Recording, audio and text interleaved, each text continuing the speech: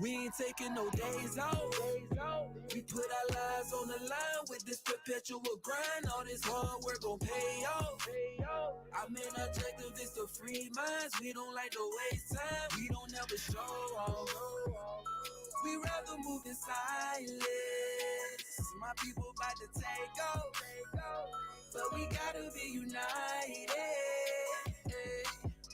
Self-realization was a must for me. I'm so in tune with myself, I never skip a beat. I meditate every day so I can keep my peace. But if you look into my soul, I promise you will see the creator chilling, sitting on his throne, yeah. Oh, you heard me right, my body is his home, yeah. Hey, I'm a God, can't nobody tell me different. Me and my father are one, y'all just don't get it. My consciousness has ascended to a higher plane, so don't expect for me and you to ever think the same. I help others find ways to cope with their pain. I do it all out of love, I ain't got shit to gain. Every election. So now, because they can't beat me, they got to do this smear campaign to convince public opinion that I'm bad for them. So you said 2 elections. You were first elected in 2021? No, 2013 was my first election for trustee. I was a trustee. I sat where they are. Right. That's why I know the law. Council. Yes. Elected mayor 2021. Yes. Term is 4 years? Yes. Okay. Plans of running for re-election? I'm running for both my seats.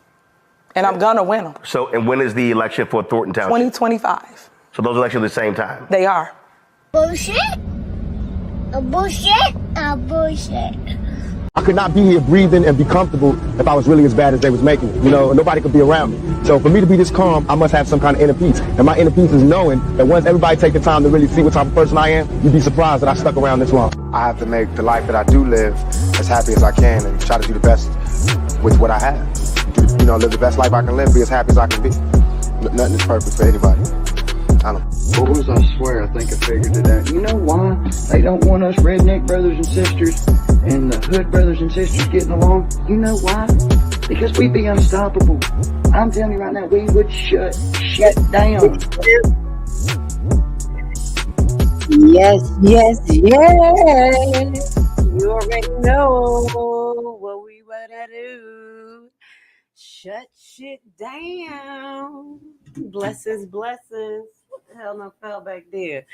Blessings, Uncensored Enlightenment Talk family. We here today. I think it's going to be a good live. We're here a little bit early for the Dolton Village Trustee meeting. Today, we're going to send our first shout out like we do. Respect go to Critical Smoker. He's going to be there. I was just on his live watching what he was talking about. He was really talking about some, real stuff. Like, people really sticking together to survive. The things that he did or do to survive.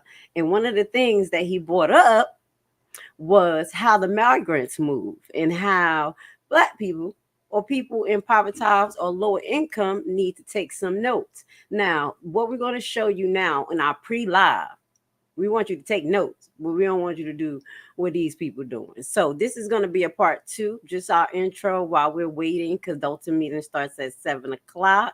We're going to, give you insight of what's going on around the world. Now, why I'm bringing this up is because we already did a live highlighting the migrant issue in Chicago. Okay. Now I highlight that not just to show that it's an issue that's been brewing for a while, but because it's election time. This is the time that the people who vote need to put their foot down on what they need and what they don't need, because a lot of places are scrambling to put laws together to basically combat what's going on with the migrants. If it's coming from the area of resources, jobs, violence. Okay. So that topic actually bridged into one of the issues that I've been talking about that I do think that people need to bring up to their new and upcoming public officials in Dolton, what they're going to be doing with the police station. How the police station is going to be governing itself. We know that Dolton has a deep, dark history when it comes to policing. And it did not just start at this administration. So I do urge the residents to talk to your public official about some of the ways that they investigate crimes, excessive force, and much more. Because there was a post that was on Facebook. Let's see, it was Vivian post, and Vivian said something to the nature. She said something to the nature that she's grateful that it's not going to be Henyard's goons there as far as the police, her type of security there, and just her feeling uncomfortable because of what was going on with Henyard and the police. So I want you guys to keep that in mind, okay? So if you have police acting up, and then you have situations of what we're going to kind of show you, it's going to take the people to really, understand how to protect yourself. And I'm just going to be honest. And I'm not saying go around carry guns, but you need to know what's going on so you can have alarm systems. You can have family members being aware, because we're in strange times. Okay. We're going to be re-releasing something is very different. We have talked about the change that happened since 2022, until now. If you guys haven't seen it, and I definitely highlight the empathy of America and how we kind of like see these tragedies and it goes over our heads. So I don't want anything that I show you to go over your head. It is something for you to think about and for you to prepare yourself. So let's listen to this. FBI agent others warn of Venezuela gang entering USA. Now, I just want to highlight this again, guys, because this is telling me that this is an issue and it's being swept under the rug, okay? And the only candidate kind of that's talking about tackling this is Trump. So just keep this in mind, okay? And now to a story you will only see here on 9. The FBI says a Venezuelan gang called Tren de Aragua has made its way to the borderland. Well, the group has spread throughout South America and now into our communities. Officials say they pose a local threat to families. Here's more.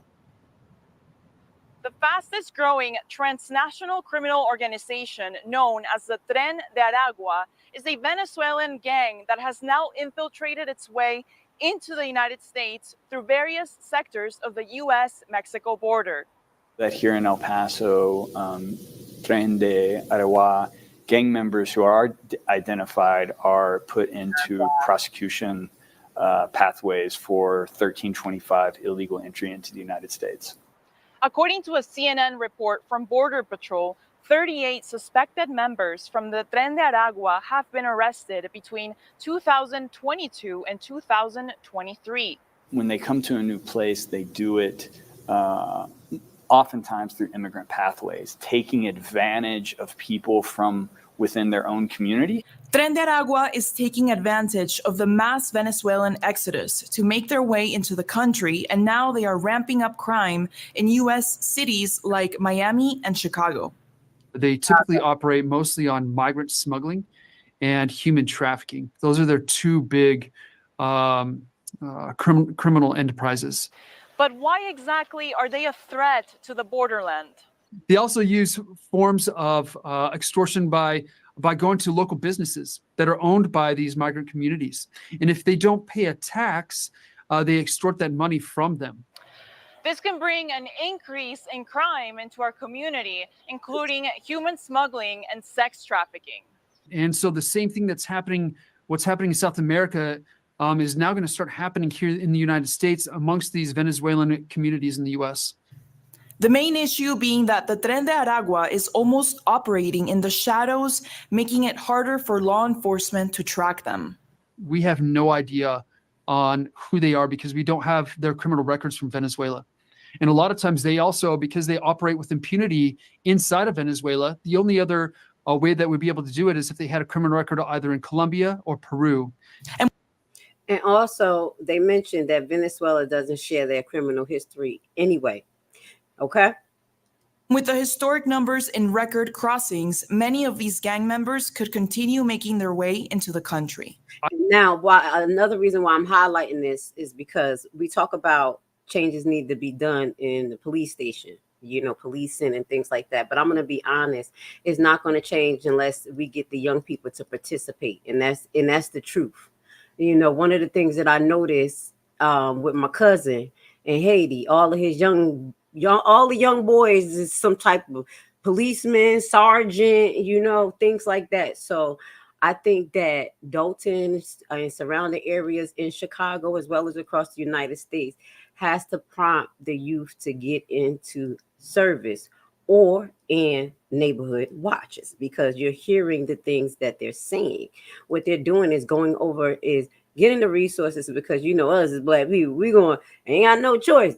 If you're migrants or if you're minority, you know, we have a heart. You're gonna come in, you're gonna get resources, and this is what happened. They sent them to the alleged Democrat area, and then they just spread on out all over the world, okay, all over the United States. But with that goes to say resources. Now, when you're talking to your public officials, are you asking them what is your plan if we get a mass influx of migrants? Do we have homeless shelters? How are our homeless shelters actually dealing with our own residents? You know how typically Henyard talk about resources. If y'all keep y'all eyes closed on this issue, y'all resources going to be going here, and allegedly some of them going to be strong arming for your property. Okay, and I'm not being funny, because we're going to keep listening. Okay, this is happening in different areas. Okay. From law enforcement that among the record number of migrants that have crossed into the U.S. are members of a Venezuelan street gang. NBC News learning there are more than 100 Homeland Security investigations involving suspected members of the Venezuelan gang Tren de Aragua, according to 2 DHS officials. In the past week, the NYPD says a suspected member of the Venezuelan gang shot 2 of its officers. So we know that he entered the country illegally. NBC News has learned the gang is suspected in criminal cases in at least 5 states. In one case, 3 Tren de Aragua gang members who crossed the border here in Texas in the last year threatened 2 Venezuelan women and said they would kill their family members if they did not cooperate in a sex trafficking ring. Now listen to this. They're even doing it to their own, because the last time I talked about this, it was a man at the end that basically was talking about how he had to move out of the area because the gangs was threatening him, and he was actually Venezuelan. So I'm not saying all of them is criminals and not all of them coming to take all the resources, but you need to realize what's happening. And the only way we want to get prepared in this particular capacity is if we're aware and if we talk to our public officials about it, because this is the time. This is the time. According to court documents. The women ended up in Baton Rouge, and police say they were forced to have sex with up to 4 men a day in this apartment building. How big of a threat is Tren de Aragua? I mean, they are a grave threat. The NYPD's Assistant Chief Jason Savino tells us they often know very little about the gang members. I've heard it referred to almost as a ghost criminal. Everything about that individual could potentially be misrepresented. And why does that make them dangerous? Because if you come here and we can't even track you, we're not even sure of who you are. All of it adding to the growing questions about the vetting process at the border. Venezuela is one of several countries that will not share criminal records of its citizens with U.S. authorities doing migrant background checks. Because we cannot validate their criminal record history, typically unless we get it from Interpol or they already have a criminal record inside the United States, we won't know who they are. The vast majority of migrants have no criminal background. Though former President Trump is calling attention to recent high-profile crimes police say were committed by migrants. Migrant crime, it's a new category of crime. An NBC News review of both administrations' track records reveals roughly 64,000, or 2% of migrants encountered in the Trump administration were found to have criminal records. Under the Biden administration, more than 103,000, or 1% of migrants, were found to have criminal records. And like I said before, I don't believe that, because they can't even get the real statistics about who is criminals and who is not. Now, this is the connection to Chicago. Again, it says former Chicago gangsters blame Vice President Harris Dems for turf war between local gangs in Venezuela. Please tell me how far Chicago is from Dolton. Okay, that's why I said this podcast is not only for Dolton, it's for Chicago and the whole United States, because guess what's happening? So you have to talk to your local officials before it gets bad, like what they were talking about like 6 months ago at Chicago meetings, basically yelling from the top of their lungs that the resources are going out the door, and now the crime is to the roof, and now the gangs are fighting. So Venezuelan gang members moving into Chicago have caught the attention of the city's local counterparts, bringing tensions to an all-time high. Our next guest is a former gang member who now runs a violence prevention program and warns that the city may go up in flames, fearing an all-out turf war. Tyrone, Muhammad is the founder and CEO of Ex-Cons for Community and Social Change, and he's been kind enough to join us. Now, Tyrone, thanks so much for joining the program. So let's first, before we get into the criminal element, talk about the money that's being spent, because I know you talk about the community and building those Black communities and Hispanic communities in Chicago that were affected before this crisis. Yep. They're spending $464 million on this crisis. Do you know your money, your tax money from Dolton goes to this? Go ahead and get it messed up. That property tax, when we was looking at that tax bills, they go to Chicago. Oh yeah, you paying taxes to them. So let's listen. Can y'all be using that money somewhere else? Y'all money go here. You know, I don't know any household, Lawrence, where you yourself would pay my mortgage before you pay your own. That would be considered crazy. So that's the very fact that our government believe, with all the issues and systemic disinvestment that's happening to all these communities throughout America, that you were in our face when, specifically Chicago, where Black voters have voted for one party consistently and religiously, that party would not listen to the voters or the community to say, us first, we should be first, put us first. And the very notion that anyone would have the audacity to think that non-citizens should go before the Black community and the most impoverished communities is asinine. Yeah, I mean, it's really a slap in the face. So. Oh, he looked like Kamal Woods a little bit. I'm sorry. I just kind of had a flashback real quick, y'all. Let me shut up. So that's the first part of this problem. The second problem is that you got the gangs that are coming in now. Trinidad de Agua is now fighting with the local gangs, and this is on top of an already problem right now. You got robbery that's up 12%, aggravated battery is up 13%, motor vehicle theft is up 43%. And you invited them in to go against now the local gangs already in Chicago. Explain to us what's happening on the ground. So let me just say this. We just heard about a vice president who said she specialized in locking up and arresting transnational gangs, while the very party that she's a part of, the policies with the sanctuary cities and the border crisis she support. And now the influx of it is, which is oxymoronic at the same time. Now we have to fight transnational gangs and the influx of these men who we don't know where they come, what crimes they committed, and the violence that they've been involved with thus far. With that being said, we're going to stop right here because I got something else to show you. This is all connected to what we talk about with Dolton, with politics, because we talked about the judge, Mr. Wilson, Judge Wilson, who basically slapped Henyard on the wrist and told her, you just listen to what I ordered. If you don't, I'm going to hold you in contempt. I don't know what type of judge he is, but we also got to question the judges. Who do we put in these positions? Here is another one. This is August 16, 2024. Trinidad de Agua gangbanger was cut loose by Chicago judge before violently Denver jury heist. Okay, so violent Denver. Let's put that up there. Okay, so we have to be mindful, especially even with the Kim Fox, the catch and release, she should have modified that. No bail. She had no bail, and New York had to stop and release.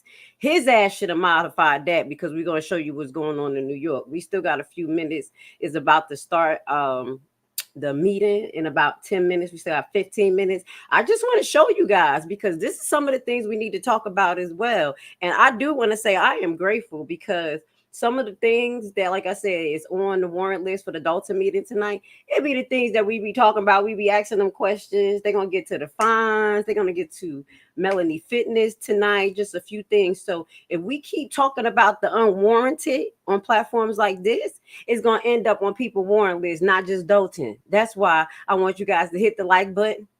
Keep your critical critical thinking going. You see what I'm saying? Don't be closed-minded. Don't get afraid. These are the things that you need to be aware of, because I know when we start talking about this, people be sick to the stomach. Like, what the fuck is going on? We got too much going on. But as I told you guys, we have to have endurance. And the only way that we're going to have endurance is with knowledge. Okay? You got knowledge, then you got a plan. So let's just watch this, because we got judges doing stupid shit. Who put these judges in place? Our elected officials or us? It depends on what state you in. That is the process of choosing the judge. But let's just watch this. I hope it don't got no hold on, no crazy sound. Let me see. It's actually quiet. Let me refresh this. Let me see what we got going on here. If it got a sound. All right, let's read it. Violent Venezuela prisoner gang Tren de Agua. This is where they robbed the nationwide. This is the video. This is them. No face mask. No nothing. Because they know the laws of the states that they're in. Look. They don't even look like he got a gun. Do he got a gun? Oh, yeah. A few of them do. Look at them. Look at them. Regular people. This is terrible. Now, I know this is violence, y'all, but I want y'all to be aware. I'm going to take this off the screen because I didn't say I'm going to be showing violence today. But I want you guys to be aware, okay? These people are not stupid. Some of them, they're very organized, okay? And that's why you, as the community, you're going to have to be organized as well. Now, I don't want y'all to feel like this is only y'all. We're just going to show you something else in New York, because the gangs are warring in New York, too, okay? Y'all know I'm from Jersey. I was born in Brooklyn. I've been watching what's going on. I keep my eyes on New York, keep my eyes on Jersey, out there in Chicago, as well as ATL out here. It's turned up, okay? And we can't live in a bubble. We talked about that the other day. There is widespread evidence the vast majority of migrants coming to the United States do so for the same reason as this Ecuadorian man we met in New York City. La situación en Ecuador está bastante grave. A dangerous situation at home and the hope of work and security here. And while the numbers of those arriving at our southern border has dropped dramatically, there are growing concerns about those coming as part of the Biden administration's parole program, bringing those from 4 countries here by plane. U.S. Customs and Border Patrol data show more than 530,000 migrants. Hold up. Did y'all just heard it? This is a parole program that we got in the United States. I need to research that. Have y'all ever heard of that? That we bring parolees over here? Migrants have taken part. That includes more than 117,000 from Venezuela, a country with which the United States has no diplomatic relationship, which means background information about them or their prior criminal history is hard to come by.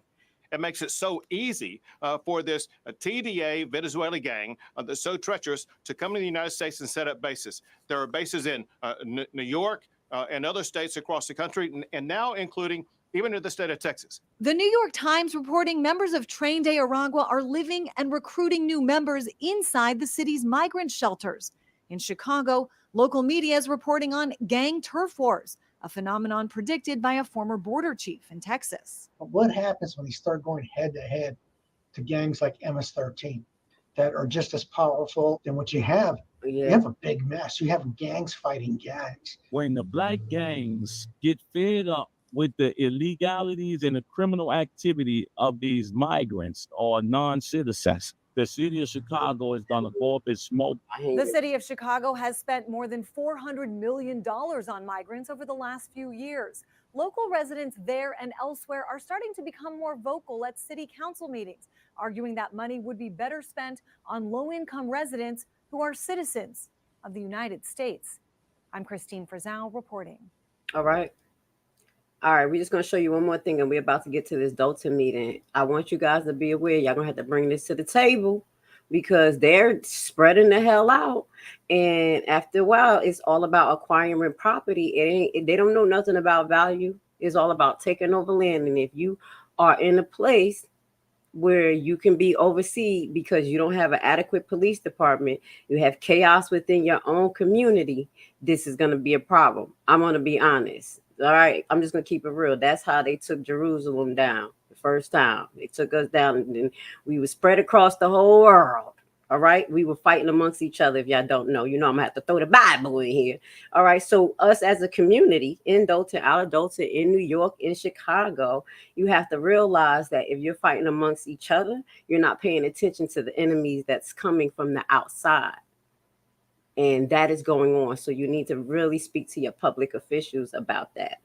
All right, now I'm gonna move on about the Venezuela. We'll get back into the migrants across the world. I'm gonna do a full, I don't know, across the whole United States. I'm gonna do a full episode about it, and I'm even gonna highlight because I found this interesting one with some Haitian migrants in there, and some of them came with 2-year visas, some of them came over the border in certain ways. So we're gonna talk about it from all perspectives because there are some that really need help. You see what I'm saying? So anyway, let's get to a little bit of Dolton politics. You know how we do. I'm going to put Miss Fugly on the screen, and I'm going to give it back to y'all comments. Y'all over here just talking about this meeting. Y'all can't wait to see what the hell going on. Like she really going to show up. Y'all think that Henyard going to show up? If y'all think Henyard going to show up, let me put Miss Fugly on the screen. Put 1 in the comments if you think that Miss Fugly going to show up. If you don't think she's going to show up, press 2. Okay, hit a 2 and also hit the like button. Thank you for being here with the Levi family. You know what we do here. All right, I want to see some 1s and some 2s. Do y'all think that this little monster, Lil Wayne dog, is gonna be there? Because this is some of the things that they're gonna be going over. Okay, let me see. Can I pull this up on the screen? What they're gonna be going over tonight? This ain't trying to be here to hear that. You think she want to hear that they're trying to shut everything down? I can't wait till they sell Melanie's Fitness. I just can't wait, okay? It's a waste of money and funds, especially highlighting that she's always cutting the lights on and off, on and off. You heard her. Yeah, we had the lights on, we had the lights off. Cut the lights off because it is not an active business. And that is dangerous. Shit. Somebody needs some help. They run into Melanie Fitness. Ain't shit there. Let me see something. I got that on the screen. I'm going to get to some of y'all comments. Thank you for being here. Shout out to Valerie, my favorite mod. I love you. I appreciate you. You know I love you, girl. All right. Please hit the like button. Let's go down to some of these comments while we waiting. We got a few minutes. What the hell? Okay. Sorry, y'all. My technology. We got a few minutes for Critical Smoker Live to start. I got my eye on it, y'all. So hopefully, let's see if he started yet. Because if he started, we're going to go over it. But I want y'all guys to see what the hell they about to have going on tonight. And Tiffany is not going to be happy. So they're going to be discussing about reducing fines for loose animals. Is he get live? Let's see. That was one for 48 minutes ago. I don't think he's live yet. No. Okay, he's not live yet. So basically, they're going to go over the fines for loose animals, whatever that is, because they don't have animal control. We already know they catch a dog was Lacy Thick Leg Lewis ass. All right, and allegedly they had lost their permit to actually have that service. So that's something that Dolton has to look forward to reinstate it. And that's another thing that highlights what I said. These places are a business. So if you think that these services are given by the government, these places have to work correctly like a business. That's why they lost their license to catch a dog. Does that make sense? So if you guys want these services to work correctly, you're going to have to go in there, possibly start working there yourself, and then petitioning to be, managers and all types of stuff. I'm just going to be honest, because who is there that's going to take responsibility to do these things? That's one thing that I'm seeing with this Dolton issue. It's not too many people running for positions. So the competition is scarce. You know what I'm saying? I was like, yeah, I'm going to do something on all the candidates and all this stuff. Why? Y'all going to end up voting for House and the whole 2025 clean 2025. If that's what you're going to do, at least ask questions, at least understand the full like some type of plan they have. Ask them hard questions because they going in. It is what it is. You see what I'm saying? I was over there thinking like, damn, well, I ain't about to be digging up dirt when I already know that these people done choose who they chose. But at least I can spark the mind of somebody who will ask them critical questions like what we were talking about, like the migrants, like the resources, like the workforce first program. They get the youth in there. What the hell is going on with Kamal Woods and his youth program? What is those type of things? And what's going on with your police station? You have to get chief of police in there that's honorable. How if the way that y'all doing things right now ain't working, y'all gonna have to figure out if these people need to be presented to the residents before they get in position. Add that to the damn ordinance because it's pretty crazy right now.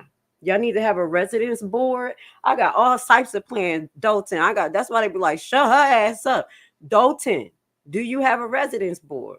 Do you have a neighborhood watch in each 5-block radius? Excuse me. That's what I'm talking about. Grassroots, because we can't just depend on blue. I'm just saying. Okay, let's move forward. So, loose animal discussion regarding residential listings. So let's see what is that about. If they selling houses, discussion regarding reduction of landlord registration fees. Thank you. Oh, we talked about that in detail. That was some bullshit. Because I said I will not invest in Dolton if they gonna talk about my motherfucking ass gotta pay all these fees and get inspected every 2 years. That's too much. Now I understand that we having things built, structures rebuilt. We had some coding issues reported, things like that. But for me to keep paying you $200 and all this shit, you ain't gonna have nobody invest in Dolton. So yeah, they looking into that. Sale of unapproved vehicles that were purchased by Mayor Henyard and department heads, finance director. All right, who the finance director? Who was that? Was that Keith? Was that Keith Freeman? Then you got your foot on his ass too, Miss Belcher? Is that you? Is that you, Miss Belcher? I like it. You see what I'm saying? Nobody is here. We still asking you, Keith Freeman. What the hell? What the hell? Where them vehicles come from? All right, so I like that. Henyard may not. Well, I even look at the comments. I don't look at the comments. Let's see who thinks that Henyard gonna be here. Who the heck think that Henyard is gonna come? Did I get any 1 or 2s? We got 2. We got 1. Yeah, so we definitely think that she is. Y'all think that she gonna be there? We got more 2s too. She ain't coming. No, I agree. She is not coming for this L. Yo, it feels so good, Dolton. I know y'all feel good, and I'm not even y'all residents to see Tiffany get her ass whooped. Now, I know y'all know I wanted to see her in jail for 24, 48 hours. Shit. Give me some relief. Like this. Okay? Yeah, just for a little while, but it's okay. What it looks like is that the trustees have things under control. Okay? I think Critical Smoke is not live yet. I'm still watching because he was traveling there. Okay, so now what else? That's good. All right, selling them damn vehicle. Discuss the approval to proceed with the commercial appraiser for sale of Melanie Fitness. Let's go. Wasting that money. It's like $6,000. What, $5,000 a month? Yeah, you could save according to what we saw. Okay, motion to establish set hours for entering Village Hall for all elected officials and placing alarm access for all elected officials. So basically, they're going to probably try to take the key prom out and have like an electric thing. And hopefully, Henyard IT department don't have access to that. She gonna hit a button like restricted, bitch. That's even easier than a key, y'all. Okay, that's like when you work at a hospital. They don't care if you got the key prom and you get fired. Your shit don't have no access. So, okay, y'all gonna get some new technology. I don't know how that's gonna help, but I'll probably get more of a description on that. Motion. Okay, so that's the set hours. Motion to approve procedures and process for protecting citizens' information and no general public allowed in work areas of Village Hall or any additional village properties, public works, water department, Melanie Fitness, basically saying Tiffany and your motherfucking henchmen can't walk around bullying people where you don't belong, i.e. Keith Freeman, no Keith, no shit. Kamal Woods be going around and people jobs in their face saying shit, being involved where he wasn't supposed to be involved, i.e. that's an example. In the Andrew Holmes case, he was one of the prime people that was involved in the damn lawsuit that was named in the shit that I was like, what the fuck? And he was some type of bully towards the officer. Like, yeah, basically, you a bitch. You the one that told her. She ain't even know. He didn't say that in all words, but that's what he basically was doing. Kamal didn't have shit to do with the police station, don't have nothing to do with nothing. I don't even know what he's supposed to be doing with the kids. So I can understand that ordinance. And that should be directly related to his black ass, Catch a Dog Smith, because you out of there. You fuck up out of there. And when y'all going to get Keith Price out of there? Okay, so Keith Price, do Keith Price have anything to do with Dolton? No, right? Trustees in Thornton, you better get on them. You better do what Dolton did and get this motherfucker out. You better get Keith Price out, okay? Because I got a whole nother live I want to do on him too, because he makes me mad. Yes, Keith Price, you make me mad. You just need to sit in the corner and shut the hell up. Because I don't even know. Honestly, I don't know what the feds got on him. They may not got much on him. Until they look into the food pantry. Until they say, who the hell's been getting this $5 million? Okay, they're going to go straight to you, Keith Price, talking about, I only buy, well, there they go. I think he's about to go live. I only buy the boxes. My ass running my mouth. I think he's about to start. What else we got going on here? They're going to go into the motion of policy and sharing login access. Okay, it's empty, y'all. Let me see. Critical Smoker. Shout out to Critical Smoker. He's the shit. He's one of the first content creators that are small like me and have the same vibe where we don't really care about sharing people's stuff. We give shout outs and he even allow us to stream. He knows that we're streaming his stuff at the same time. And he's not a hater. I got to give it to Critical Smoker. So if I say anything bad about you in the past, then I just love you now. Okay, we take it on. We just leave you alone, Critical Smoke. I told you. People said good things about you, so I had to really like, all right. They've been saying good things about you, and you living up to it. I'm gonna just have to say that. So, anyway, let me just read a few more. They are looking right now. The chairs are empty. What else we got? Approve the policy for sharing a login access, transfer bank accounts to open new bank relationships with Wintrust Bank, Trustee House. Ooh, Trustee, like, I'm about to get your name off of shit because I already got the power, allegedly. Motion to approve resolution number 24009. I can't see resolution 21. I don't know what this resolution is. And approving to appoint Delgado Law Group as village prosecutor.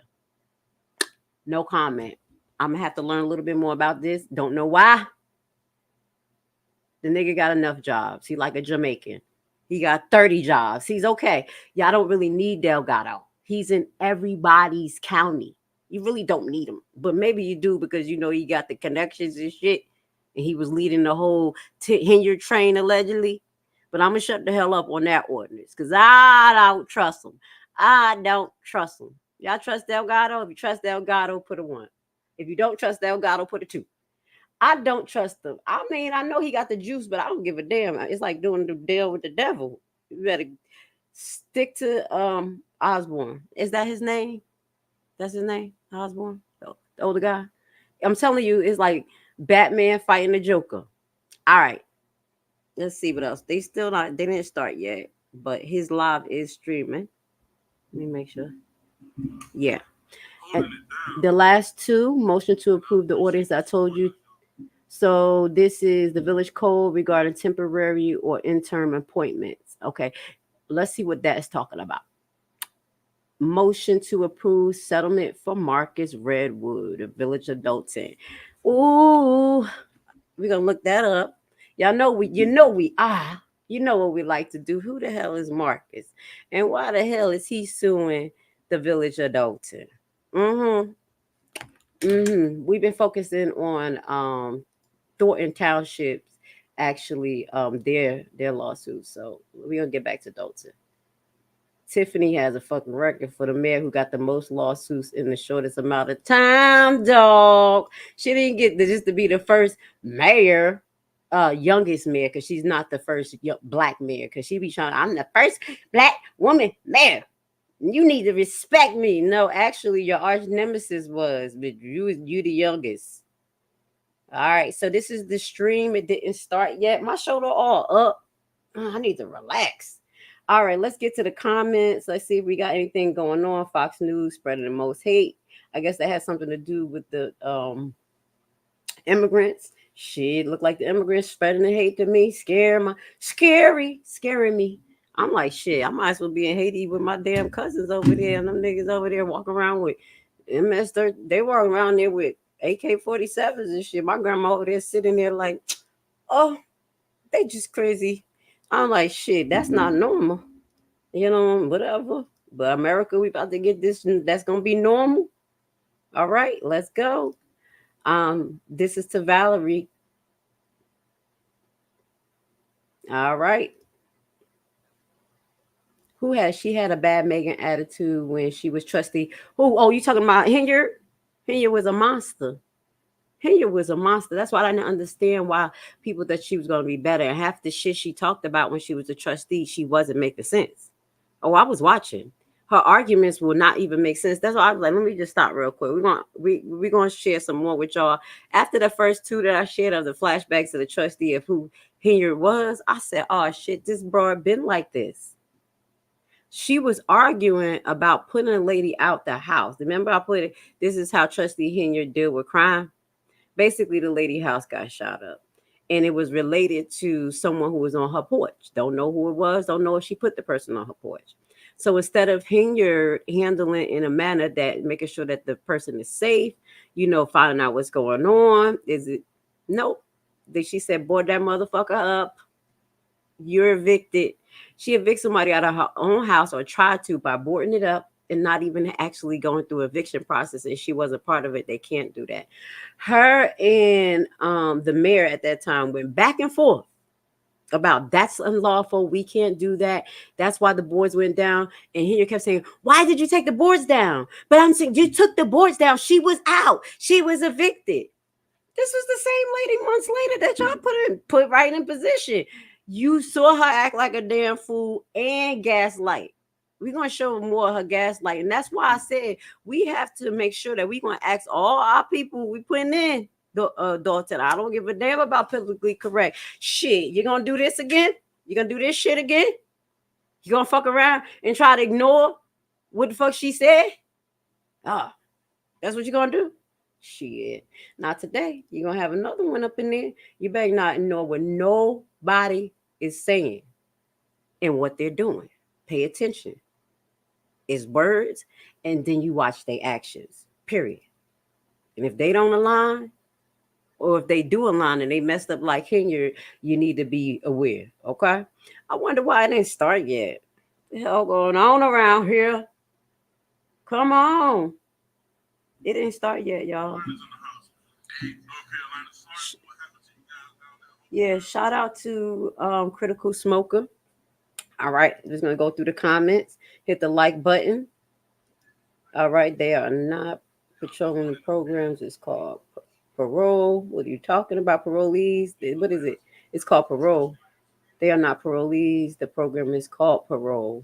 What the hell does that mean? I had to go into that. Miss Reed, what the hell is that? What are they rolling them up in here? Were they rolling them up in here? Something going on. We're going to have to go deeper in that, Ms. Reed, because that's what the hell going on with that. Numbers down at the border because they are getting free plane rides. Shut the hell up. That's so ridiculous. No, it's true. I don't understand. It's true. They just said it. You heard it on the news. Look, I'm not with the migrant crisis crap. Either Americans come first, but I think that there are whitewashing people like always to keep the African American woman from being president. That girl ain't African American. She's Indian. Don't be mad. I'm just keeping it real. She Indian. Y'all need to knock that shit off. Even her last interview, because everybody, they gunning for her fucking ass. I've been putting that out. I put it in my little reels. Everybody got time. This shit that we been knew her ass when she was locking people up. She Indian. But she had did a live and somebody asked her, how do you feel about that? And she basically said, that's their problem. You heard about the one drop rule? The fuck? Yeah, question that by all means. And even if she is black, that does not mean that everybody has everybody's best interest in mind. You don't vote on people because she black. Shit, that's not intelligent. I'm just gonna be honest, okay? Because I was listening to Woody. Woody says the Bible said don't say stupid. I don't know where it says that, but I'm listening to Woody. That just doesn't make sense. Please hit the like button. All right, I'm sick of the political party playing with our tax dollars. Thank you. That's why I said we need to come up with a plan. We need to come up with a plan and present it the whole motherfucking town. That's why you have neighborhood watches, 5 to 10 block radius. What y'all need, what y'all missing, what's too much of it, too many liquor stores. We want some of them eliminated. It's too many this, too much this, we need this. And that's how we start to get shit together. You see what I'm saying? I'm talking about systematically bringing shit together. Y'all 10 block radius get together with the other 10 block radius. Like, yo, what's your concerns? These concerns. Okay, we got this politician that's running under our district. What the fuck we about to do? All right, who got the kitty together? Let's put our kitty together. Make sure our donations, because we want to donate to a political figure, but we're gonna put it in the kitty. And whoever meet our expectations, I'm gonna keep on saying this plan because it makes sense. And then we're going to vote for you. How about that? You're going to have to meet us at least 70% off this damn list. Shit, don't let me get to talking. I'm not a politician. I can't be a politician. I am a fixer. That's the hell I am. I'm a quality assurance. I'm coming to fucking audit. Somebody's like, you should be in the politics. Hell no. I'm the auditor. I'm coming to audit the government. Okay, let's move on forward. So what was the question again when I asked with the number 2? I forgot the question because I was talking. No choice. What was the question again? My ass was just talking. I pulled a Henyard. Henyard be talking, don't know what the hell she said. What was that number 2? Next time I'm gonna write it down. That's the first time I've been using say 1, say 2, and then I forgot the second question. Anyway, she ain't showing up. I don't think so. They're gonna run this list. We got enough people to be there. They said that they were hoping who the hell? Andrew Holmes be there. Yeah. Now that's one thing I don't agree with. No. I'm like if I was a dog, I'd be like, Roof. No, I'm dead serious. Just because the Vegas police didn't charge him doesn't mean that his presence is not offensive. Not only does he look like the Grim Creeper, and he like a monster, and he has horrendous allegations. He's a piece of. We don't want to see him. So I don't know. I know whatever. I don't think it's going to affect the quorum at this point because they didn't need his fucking ass. So whoever said they kind of hope he show up, he needs to not show up. That man is going to be emboldened. He's going to be emboldened. I'm going to shut up because some Haitian shit came to my mind and I'm going to shut up. I think her ego is big as her bug eyes. She might show up to BAB. I don't know. Yeah, she maybe show up, be like, listen, I'm about to ride this bitch till the wheels fall off. I ain't scared of nobody. Her eyes be all bug eyes and she know. I'm just playing. Allegedly. I don't know. But her eyes haven't been low. Like, you remember what I used to talk about before where her eyes used to be straight? They ain't straight no more. What's going on? It is 7:20, 6:21. Hey, ain't nobody sitting at the table yet. Got me over there running my mouth. Y'all remember what I asked? I work in rescue. Not having a shelter with service means no resources. Usually rural areas have basic animal control, which is different from animal services. That's funded by the city. Okay. Thank you for letting me know that. And I just want to highlight that we do have another hurricane that's coming towards Florida. Now, if y'all didn't know, we had a hurricane that came through Florida and came up Georgia, and it tore ass. I was lucky in the area that I was in, but the area my daughter was in literally just now getting full power, and she was just able to go back to school. It wasn't as terrible as what we heard North Carolina and the mountains was, but we have some going on as well. So we need to pay attention to that, guys. I know we don't have a lot of money, we don't have a lot of stuff, but if you can buy the basics, it's canned goods, things like that, just go to Aldi's. But we got Aldi's out here. Go to the dollar store, spend $20 in canned goods and just put it to the side. If you go to Aldi, spend $50 on some things, or like the dollar store, I'm just being honest, on non-perishable, it'll really kind of help us out in times that we in, because shit is ridiculous. Yes, we are here with Reality Check right now. They sitting down. You know what? Woods ain't doing no work.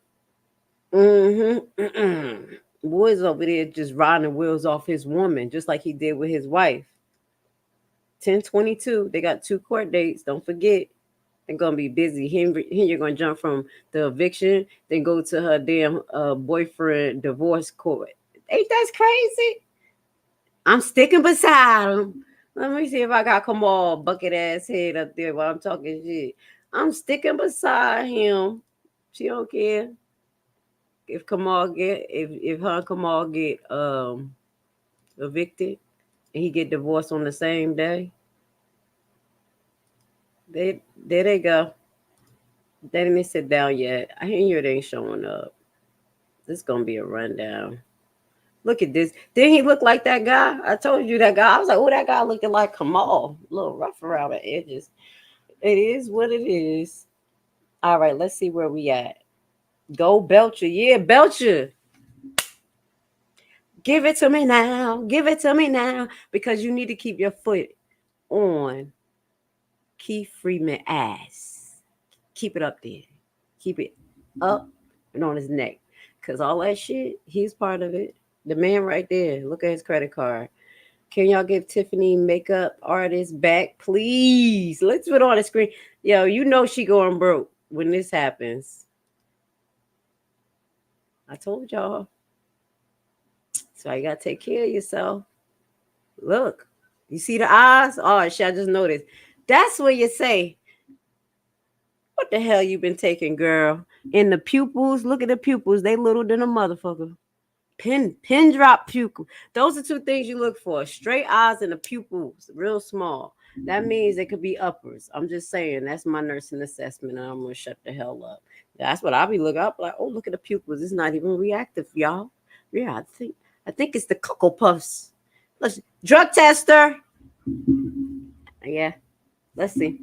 Let's listen to what Critical Smoker is saying. Tell him, Jackie.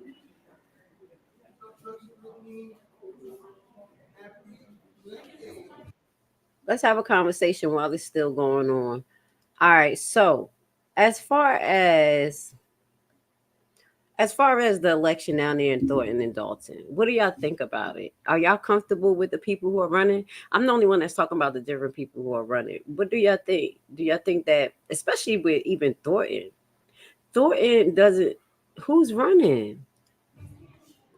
Who's running to switch out some of these seats? Some people like they want them all in Thornton going.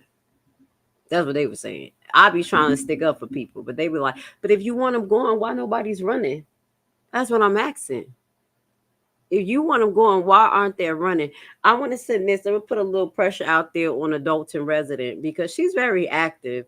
Miss Sherry Hatcher, I'm going to throw that out there. You need to run for something. I know people have said that and you say no, but hey, you're on it like kryptonite.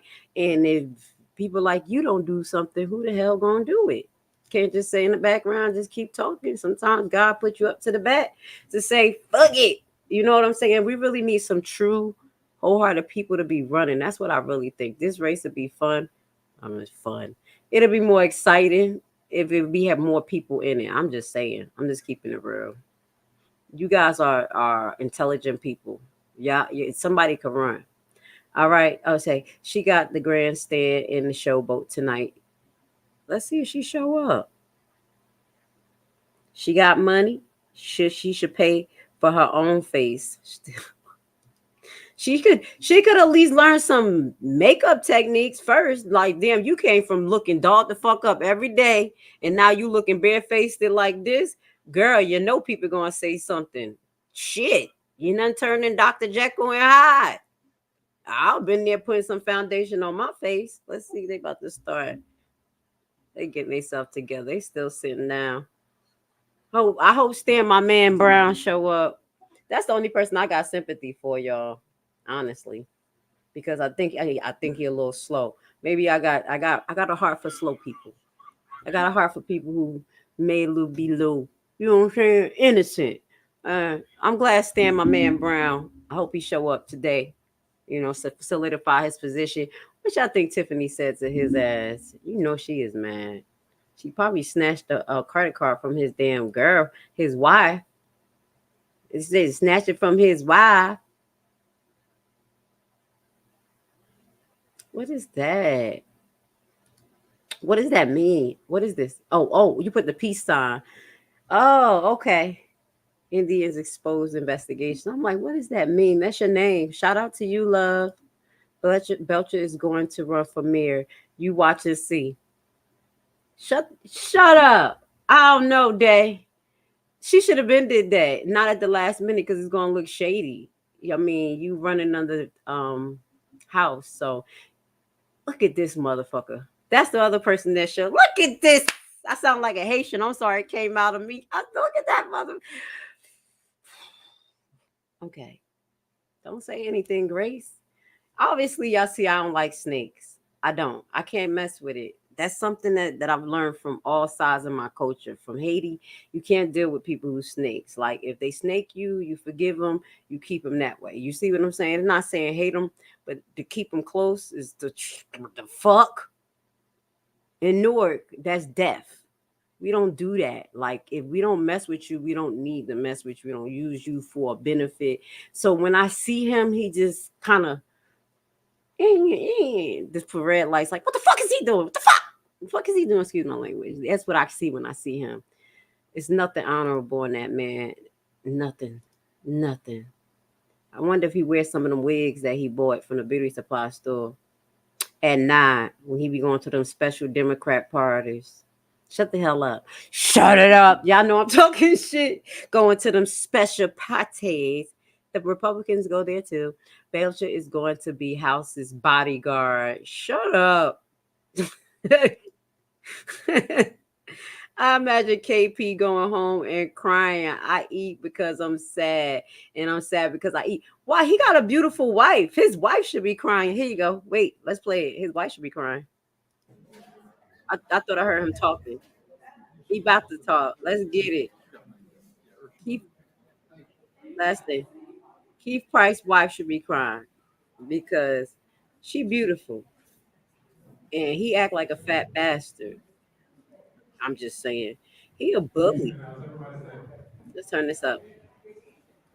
Okay, so we're going to get our meeting started. It's 6:30. We're trying to make sure that we're compliant and line with respect to that time. That being said, I'll ask for Pete to call. All right, wait. Stan, my man Brown not there, is he? Or is that him in the corner?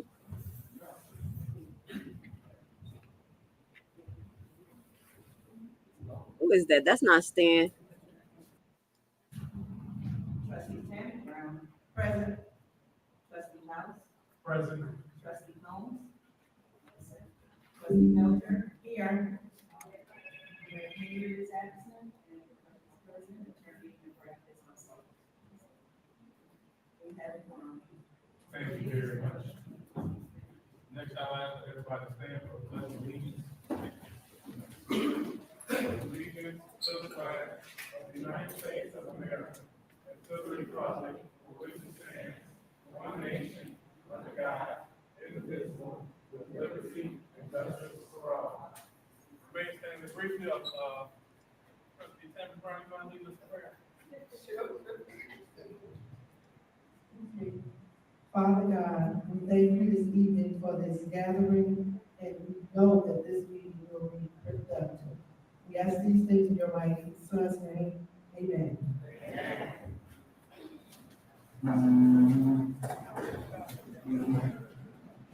Okay, next on our agenda, we will go into public comment.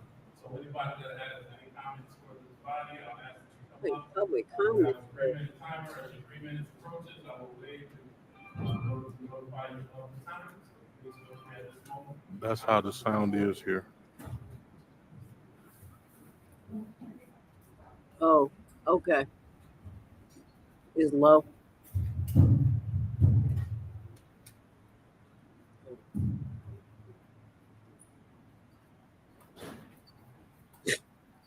Miss Valley, Miss Vivian. Trustees, I just want to say thank you guys for holding this meeting somewhere where us residents can actually get in and we don't have to deal with the police and the taunting and everything else that goes along with trying to get inside our public meeting. So first and foremost, thank you guys for actually doing that for us residents because we truly appreciate it. As everybody knows, I have a petition that's going around. I just want to ask everybody to sign it. It's an online petition. If you haven't seen it, just please take a look at the groups, politics, or any other groups that we have, and just sign it and share it. Just trying to make an initiative that I hope can come to fruition, but I just want to make sure that I have the support of everybody else. Alexis Wilson and her being killed by the Dolton police back when Tiffany started her reign. I just want to make sure that she gets the justice that she deserves. So again, if everyone could just sign that petition and help me share it. This is the killer cop. Thank you. Thank you, Miss Valerie. This is one of the killer cops right here that we on his ass under Tiffany Henyard. Justice for Alexis. Hello, everyone. Unlike me, within your, a lot of people come to your counties. I'm glad to see a couple of agenda items that are addressing the situation with the control. What? As far as your access, our access, and it's time to look at this going to be around keeping our workers hostage. Otherwise, we're going to do more. At some point, it's going to have to be dealt with because everything is bad for one person. Basically, to have control over our police department pretty much is what I can see anyway. And what I understand, the lots were there, which will be changed recently, is Mr. Roy. Mr. Roy assaulted the locksmith, snatched the keys out of his hands, and gave the keys to Richard Dolton. So my point simply is this, this blatant lawbreaking by our chief executive has to come to a stop at some point. She was warned by the judge in the last hearing that she had that the moment would no longer be tolerated. So even though I was a little bit disappointed that he didn't actually take her into custody for breaking the previous laws, this is supposed to be her last warning. So we shall see. But one that should be above the law of this point, this is what's been happening. I'm sure there's plans for this. I hope some would maybe address tonight, tonight, things tonight, like I said, I do see a couple of items on the agenda that addresses some of these points that I can just bring up. So, any updates that we can get as far as the ongoing situation with our law-breaking chief executive that you can share with us would be helpful in stopping some of the rumors and so forth that are floating around out there. So a clean up the area is necessary. And once again, I can't say this enough. Park District, you all have come up so big for us. I don't know whether we can be out there speaking for the subject.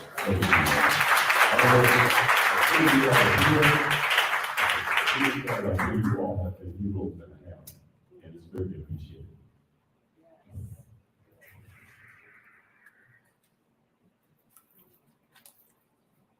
Did y'all hear what he said? I couldn't make out. I was listening on Critical Smoke thing too, and I couldn't make out everything he said. Only thing that the judge should next time get though. My family and I are very passionate about this little village. It's in our hearts, it's in our DNA. Not a day goes by, I don't get a phone call, text, or a conversation with my husband about the good, bad, and ugly here. You see, my four-times grandfather came here in 1851 and still family here. He had a large farm around McDonald's, all the way to Indiana Avenue. At one point, he had to give up land for them to build Sibley Boulevard. Years later, I had a great aunt donate land to build Roosevelt School. In the 1970s, my grandfather and his crew from his tree cutting business was asked by the village to donate their time and skills to build the famous rocket slide here at Dolton Park. In 2019, my sister sent me a picture of a letter. It was from Mayor Rogers at the time. It was a proclamation in the village of Daud. It listed she grew up here, her 31 years of service upon retiring from the U.S. Army, her achievements, her awards, a tour in Iraq, and in the end, it said, Mayor Rogers, village clerk, the Board of Trustees, on behalf of the entire Dolton community, presents the proclamation to my sister with the pride and honor of her service to her community. Now, she's just one of many people that left Dolton over the years to serve her country in the armed forces. That letter made me and my family realize not only did she serve her country, but she served her childhood home, Dolton. This letter shows the love that this little town gave back. I'm not here to boast or brag. I'm here to tell you people gave to this community. They loved and lived in this little community. And I'm just a small little branch on that big family tree. Now let me jump back to a huge leap. In 1943, the Dolton Volunteer Fire Department started the carnival. In 44, the parade came. Sometime later, nobody knows who started it, the July 3rd Kitty Parade and the Pet Parade. Not only did the firemen volunteer their times, their wives and children did too. They gave to their community, and the community gave back. The posters and ads of their carnival never showed a person's face. It never said one person took credit. It just showed you a picture of a carnival. It did this, and that was when the community worked together. Sorry. Growing up, I never heard my parents talk bad about the village and the officials. And my aunt, 3 minutes. my aunt said this town ran so smooth. The only time they talked, and Garrett probably will know, was when Mayor Peck wore his Hawaiian shorts. I am passed on this tree. You are the present and the future. For Dolton, move forward and get it back. Please tell everyone to spread the word. Dolton needs a team. This is the team, not the I person. And I will keep coming to speak until I have the Go ahead, girl.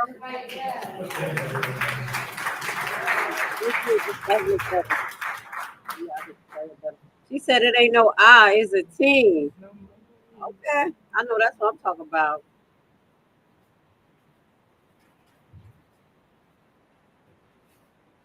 I'll ask if anybody else has comments, please come to the front row.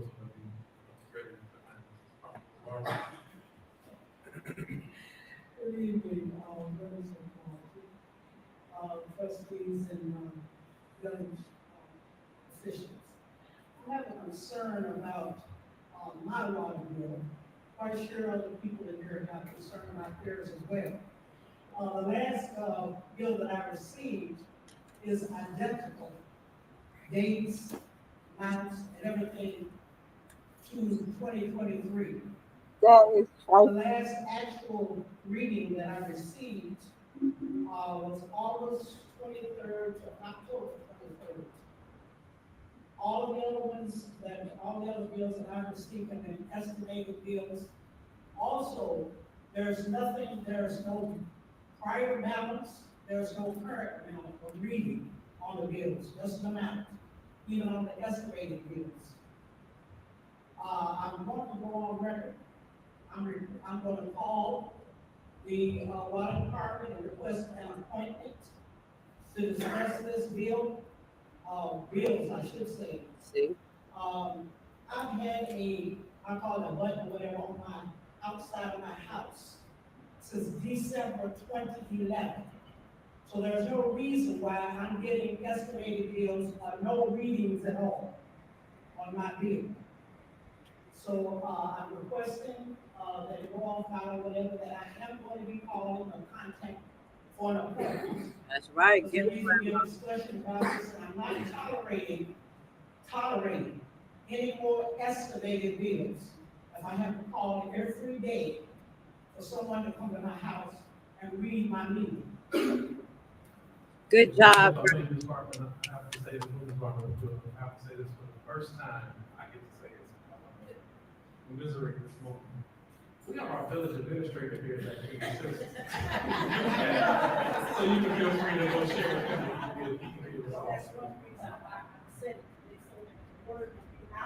Yes, ma'am. Yes, ma'am.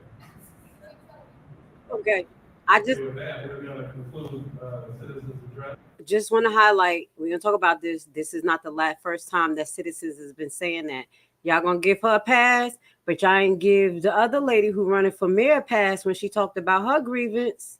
All I'm saying, this shit's been going on for a while, especially with these water bills, but I'm going to shut the hell up. We're going to talk about it in the end. These are the things that you have to stay on the trustees and the new mayor about. Estimated bills, and it look just like the other one. The fuck is going on? At 9:30. Please come out and get this vital information. I don't like that. We have an awesome time where you can ask questions and get answers. So definitely, residents come out. If you have questions for us, some things I know, we definitely have an issue with the water department and late bills being sent out and readings, things like that. So definitely come out so that we can take that information and take it back to the water department and get some answers. Yep. So definitely come out this Saturday, October the 12th at 9:30 a.m. Thank you. Okay. Thank you very much. Trustee Belcher. Yes, I have a couple of announcements. October 31st, Spencer Grand Live is running the Grand Chapter. Is having the trunk or treat for the children. It is Thursday, October 31st, from 3 p.m. to 7:30 p.m. The address is 14141 Martin King Drive. That's in the back, so you might know the blue bill that's published for the child is Martin Lodge. This is the fourth annual year that so we will have trunk or treat. Also, November 9th, your own, very own, Trustee Belcher has collaborated with Mayor Roger Akpal and 5th District County Commissioner Monica Gordon to do a CPR course. I like that. This is a CPR training November 9th. The time has changed from 9 a.m. to 1 p.m. I know I have on Facebook, I'll be updated, but the time is 9 a.m. to 1 p.m. A lot of people are interested in doing CPR. It's a lot there. It's definitely good where I've been afforded the ability to present this to the community for free. So I suggest that if you're interested in it, please register. I do have the information. That's on his end. I don't know why. I was looking at that. It looked like it messed up on both of the ends I saw. It ain't just mine. I don't know what just happened. I'm looking at it from my phone too. If anybody over on Critical Smokers live, let me know. Because that's where I'm at right now. But they better not have blocked me. Let me stop her. Like, did you block me, Critical Smoker? I don't think so. I think something's going on. Let's look at this thing. Signals getting blocked. You see what I'm saying? Look, y'all. Y'all see in the comments? His signal is getting blocked. Let me fucking find out the trustees doing some bullshit. Shut up, y'all. Y'all already know I'll be already thinking to the left. So if the trustees meeting is live right now, okay, here we go. How we came to this conclusion. I know me. I thought this is the properly followed review. Sure. Good evening, everyone. First and foremost, the reason we're meeting is here tonight is based on the finding decision of the Attorney General, which found that there was open meeting violations at the village hall based on the excessive police presence, barricades, blocking off the streets, and also because the village hall doesn't have the seating capacity for the crowds that are coming out for these meetings. So that's the primary reason. Note that our team sent out an email showing us asking for everyone to put on agenda items that they want on the agenda. That occurred early last week. The trustees and the mayor all sent that email. The responses from the trustees and the agenda was put together. It was usually posted well in excess of the 40-hour requirement. I believe it was actually posted last Thursday evening. So the meeting here is proper and appropriate.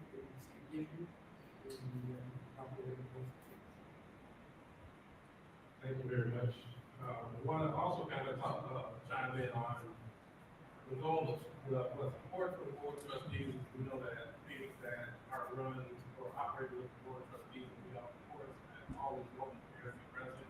We know the difference when there is a board of trustees meeting and when the mayor is here. It's very important for us to demonstrate that we can operate our community with decency, order, dignity, and make things happen. So you'll see at our last meeting there was between 10 and 15 items. This meeting is 10 to 15 items. We'll be talking about these are items that are critical to us rebuilding our community because we know that the whole has been an issue. And our board is really just focused on trying to demonstrate and show not only to the community, but also those businesses that are outstanding out there that are owed money, insurance companies that are paying us high risk to bond agencies that we owe money to, that we will make things happen that will bring this community. Good job. With that being said, we have several items on here that, well, one, it was important for me to have the training ground for this legal explanation because this is going to likely end up in court. Like with many other cases, we had, of course, the court case last week on potential contempt of court. We have a court order issue. So we want to make sure that everything we do, everything is decent in order, and we are following all processes. Secondarily, we are working with Attorney McGrath and his office and staff, and I think they did a good job at working to reduce the number of court cases that are out there. At last time I remember, 40 cases that were outstanding. So we're up to 40. And it's, it can be overwhelming, but I think you'll note on the last meeting we settled 3 and made an offer on 1 on this agenda and potentially 1 additional case that we can reduce. Little by little, we'll still be working to get that taken care of. Previous meetings, we talked about our bank account and the need to find a new bank account. We were partnered up with Trust Banks, turned in applications for that. We anticipate that account being open this week, which will be slightly ahead of the 60 days that we were given. However, the administrative agreement has filed a request for an extension because we have a new account open to still do the transfer, automatic deduction for deposit. So we expect that to be granted and we can put some of that. Next was our audit. We were unsuccessful in finding an auditor that would that's the same thing we should have. And take and do and get our to produce the audit. With that being said, the comptroller's office has used their authority to do a force-based audit, which means that we gave up the leverage of being able to negotiate the price and select auditor of our choosing. However, we do have. I'm mad. It's standing. CPA firm that will be doing an audit, and we're going to be transparent, provide all the information we have. At this point, we have to build the results. Find where we're at around 0, around 2, and build. annual budget. We've gotten the draft, and the draft budget from our finance department. And with that draft budget, if things remain exactly as they are, we would find ourselves with an additional $2.8 million deficit based on the draft numbers. I'll put that out there as our starting point.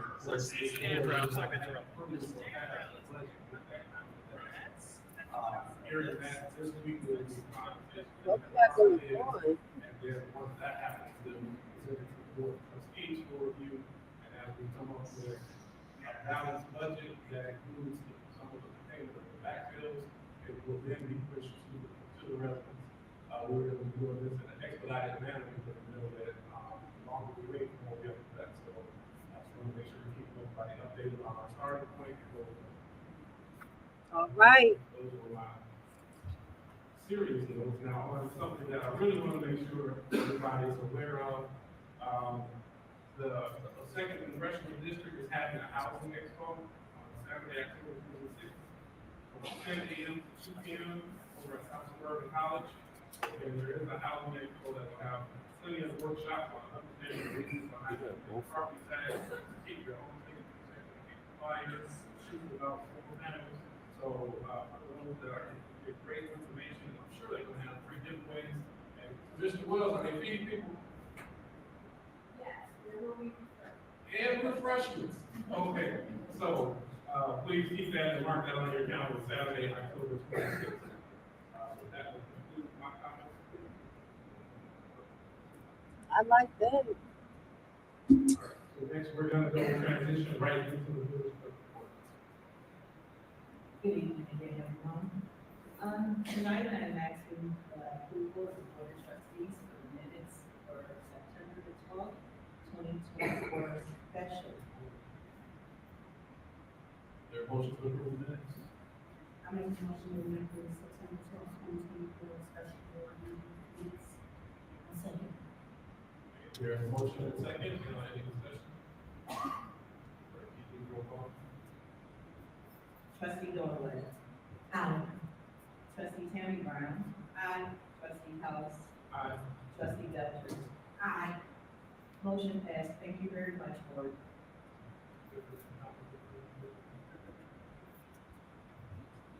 So, of course, you guys know there is an upcoming election, and the clerk's office is basically responsible for handling the information presented to the village, for the village of Dolton's own. We do not hand over paperwork for the park district, school districts, library board. We do not hand over.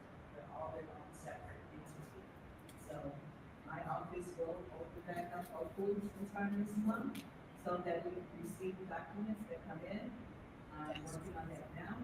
We have some challenges, but hopefully those challenges can be worked out. And myself and the deputy clerk will need any time to receive whatever petitions are out there and any other things that are, requested by the clerk's office.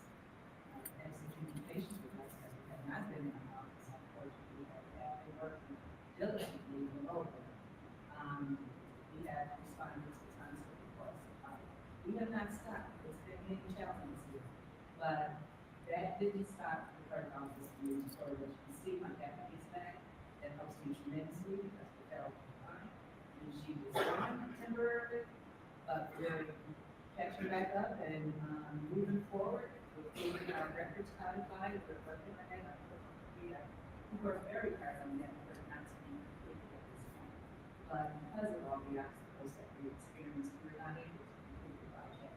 But moving forward, I am promising you that that's going to be codified. We know how we need to know what the ordinance is, to know what the fine is, to know what the law is. Because all of that will be publicly available to you on the desk. And my goal is to post from where it stopped. It stopped in 1988. Making sure we get records from 88 to current to put on the website. So anything you want to research, just be patient with me. Hopefully, I can get it all in. But like I said, my deputy's back, so we're gearing up to continue to get those records so that we can make sure they're available to everyone. You shouldn't have to ask for you to find out what your laws are and the purpose of your village. You should be able to go and take a look at it. site or the public site, and all the other municipalities have their ordinances on those sites. And as we get further along, I will make sure I provide you the information, you know, where to go and look for those records. But just continue to be patient with us, and we are definitely moving forward to make that a success. And that concludes my report. Thank you very much, Clerk Dean. Our next item will be the village engineer report. Village engineer is present. The next item will be village administrator report. I do not have a report, but this said it like. Short and brief, we like it. Department reports. And none of the department heads are present. We'll say we will continue to extend the invitation to the department heads. Our goal is to continue to grow and show progress, but at this time, there's still a little separate spirit, so we're working to get past that. Next item on here is corporate bills. We'll read corporate bills into record. Now, the electronic payments list from August 31st, 2024 was corporate payments, $238,200.12. Hey. Water fund payments, $347,127.31. Total payments on the register, $585,327.43. There a motion to approve the bills as read? Okay. Second. All right, hearing a motion and second, any discussion? Discussion, clerk, can you please call roll? Trustee Daud. Aye. Trustee Tammy Brown. Aye. Trustee House. Aye. Trustee Bell. Aye. Motion passed. Okay, the next one is our corporate accounts payable list, dated October 7th, 2024, corporate payments, $739,020.80. Those payroll settlements. Y'all know why I said wait for? Because it's supposed to be a report given from Keith Freeman. I'm just saying it. Because I was like, wait a minute, they skipped over some shit. It was supposed to be the engineer report, the village administrator report. Who the administrator? Right. Okay. $413,175.86. Those payroll September 20th, $453,797.90. Melanie Fitness Center registered $1,244. Total corporate payments $1,577,238.92. Is there a motion to approve the bills read? Motion. Second. Okay, here a motion and second. Any discussion? Okay, clerk, this feels like I should remove something. No, clerk, please call the roll. Trustee Daud. Aye. Trustee Tammy Brown. Aye. Trustee House. Aye. Trustee Belcher. Aye. Motion passed. Okay, we're going, no old business. Next thing up is item A, discussion regarding releasing the fine for loose animals. Trustee Holden.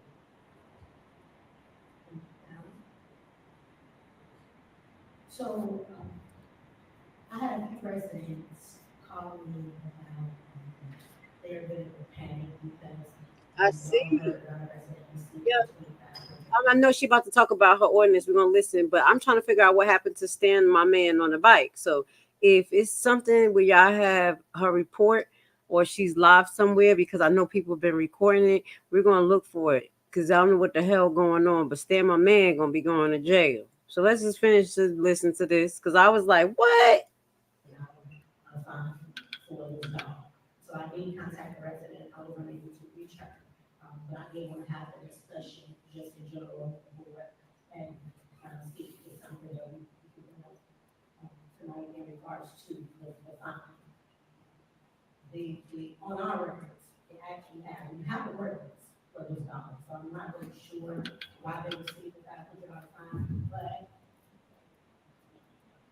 $2,500 fine. When ordinance 23-004 pretty much states that for dog running at large, and I would consider that a loose dog, they have that the first fine is $500, and then the final fine is $1,000. So I've spoken with a few of the board members, and we just want to make it reasonable. We don't want to make it so that residents have fines that are so high that if they don't, they can't afford it and then you get priced out. So the board pretty much agreed that a reasonable fine was $150 starting off for a first offense, a second offense at $250, and then after the third time, then it'll be $5,000. Good job. We did that over here. I don't give a damn. That's verbatim what I said the damn fine should be. If y'all don't remember, I said, what the fuck, $1,000? Y'all start at 150, then 250, and then you make it a problem where you put a lien on somebody. Good job. I know y'all been trying to ignore my black ass, but you can't. I love you. Keep it up. I don't care, y'all. I know that's what we had said down here, around here. Good job. Go ahead, Belcher. I mean, Brittany. Damn. Brittany. I'm looking for something, y'all.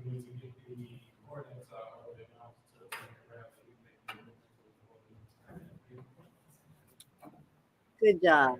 Next item up was the discussion regarding residential listings. Next was a discussion regarding the reduction of landlord registration fees. Yes. Thank you.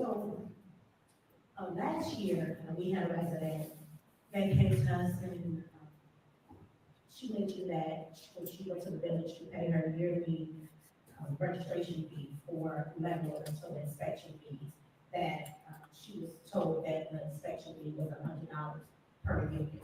So we did have a discussion with the board. We also spoke to trustees, and we decided that a reasonable fine would be $55 instead of it doubling to $100. We met halfway, and we decided that $55 was a reasonable fine. So instead of $100 per unit for multi-units for the inspection fee here, we have $55. Good job. We already discussed it. It's just a matter of someone to the village. They hadn't made a change. So I just want to, one, put it on the record, and then two, make it known that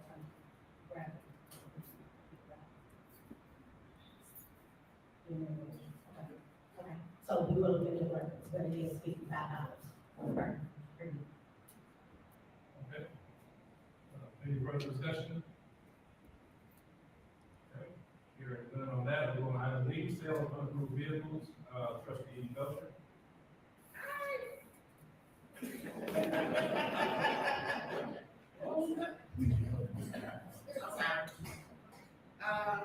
So I'm also at a previous meeting.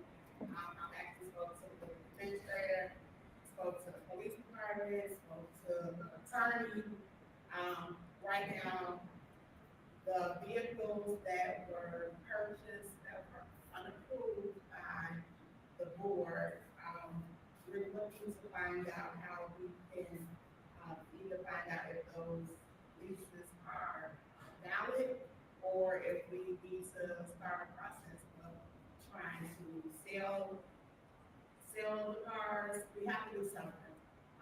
As Trustee House said at the beginning, we are in the deficit, everybody knows, and financially, just having luxury vehicles or high interest rate vehicles is not a priority that we need because they're not like they're the police vehicles that's on the street every day. These are vehicles that I'm talking about are vehicles that drive around.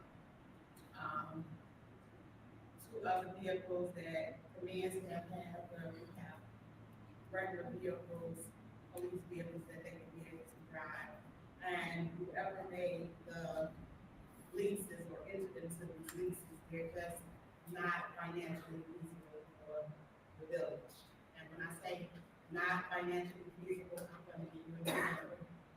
We have a car that our previous chief of police purchased, which I'm sure every person in America that's in the cars will love the all-wheel SRT Durango, which we are paying $2,800 a month. The fuck? What? $2,800 a month. It's not financial. Y'all got bad credit. And now that we have the ABCJ, That's a lot. we were just not privy to. We didn't know about this stuff. We would never enter into any of these types of agreements that was going on. So we have to be diligent about what we do. We have to make sure though what we do, we're doing it the right way. We have to make sure that it works on the best interest of the village because we're roughly almost 2 years into some of these leases already. So we probably paid off the bond somebody's time. I'm asking tonight though, until we can make a decision of what we're gonna do to move forward about these vehicles, I'm requesting and asking for them to be taken off of automatic withdrawal. Thank you. If we take them out of automatic withdrawal because we just create financial strain on us, we then will be able, Where are you seeing this at? Well, are they live at this village hall meeting? Because I have another channel that has been following them. And after this, we're going to go over the town talk that she had. Because there was a video I wanted to, show the audience that she did have a town talk and Keith Price fat ass was in charge. So, Mr. Johnson, is it live? What's going on? What the hell is Tiffany doing in the background? Could you direct us to where is that so we can show the audience? All right, because Tiffany doing something in the background, y'all. So send them back, sell them, or move forward. But right now, these vehicles are creating a financial strain, especially with the budget of the police department. So my request tonight is that we can go on taking all of electronic payment and then move forward to discuss the next steps of these vehicles. Yes, well, I may add a little something I would like to send the vehicle company a letter saying that this is a proper lease. So that's kind of, but maybe if that's legal. No, because them people gonna go after Keith Freeman ass because his ass was part of that illegal shit. That's probably why he quiet. Okay, they say they're gonna try to go back on a contract and say that it was illegal. Keith fucking Freeman involved in that. You gonna give the dealership a chance to sue y'all asses?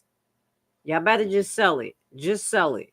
We might have, of course, I'm in support of taking off automatic payment, but if that's appropriate, I want to add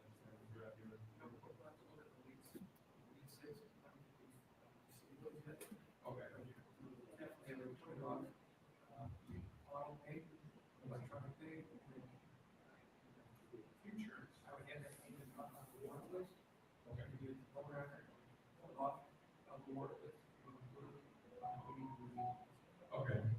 All right, so then I think we need a motion.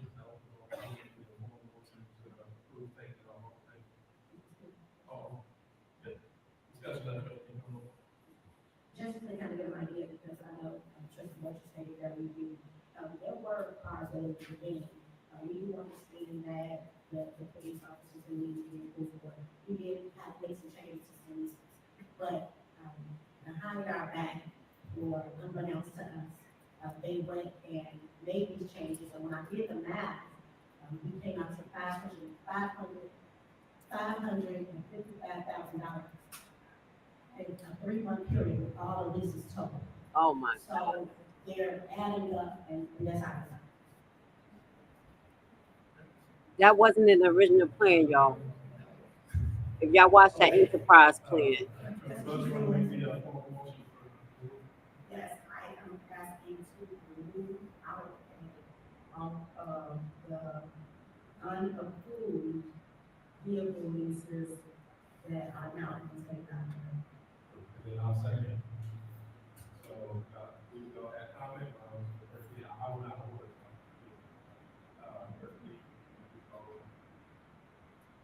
Trustee Norwood. Aye. Trustee Tammy Brown. Aye. Trustee House. Aye. Trustee Dolton. Aye. And next is, item E, discussion and approval to proceed with commercial residents and businesses in Gulfshire. That's Melanie Fitness. I'll skip one, that's all. Yeah. And. Okay.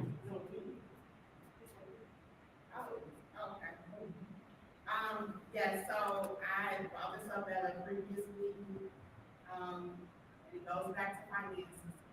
Everyone can see we are strictly trying to save our community. And, people laugh when I say we sell everything right now, but it is a point that we have to be able to use what we have and without anything to save. So we're not saving us, we're saving the community because we don't want to impose additional taxes or something for the negligence of what has happened over the last 3.5 years. Myself and Trustee Norwood spoke to a commercial appraiser. He sent over some information, a commercial appraiser to appraise Melody Fitness Center is $3,700. I think right now, again, this is something that as a board has to have to look into. Us in the appraisal to see can we sell that property and how much it's actually worth. Right now, the city is utilized for every party that we might have, every other month. But at the same time, we still have to pay utilities on it, we got to keep gas on, ice above, we have to keep alarms. So it's getting costing us money monthly, and it's not being a benefit. So, my request tonight is to approve the $3,700 for commercial appraiser, so we can at least get an appraisal, so we can move forward, to see how The tax assessor's supposed to do that. I guess I would say, this has been a long time coming. We had talked about this maybe 2 years ago, as to, selling property as idle. A lot of residents say, well, hey, let's open it back up as a fitness center. Well, we closed it down because we could not afford to keep it open. It cost us more to keep it open than what we were actually bringing in. And then she puts up their sign 2 years ago, which I said was a way to campaign to make it a police department. Again, we had no funds to even make it a police department. You paid what, $50,000 for a sign. Wasted, you didn't talk about wasted funds. That's a waste of money. Yes, it is. Again, let's see what we can get out of this building and move on. We wasted a lot of time and money. And it's time that we make a move. And the biggest thing I say is to trim the fat.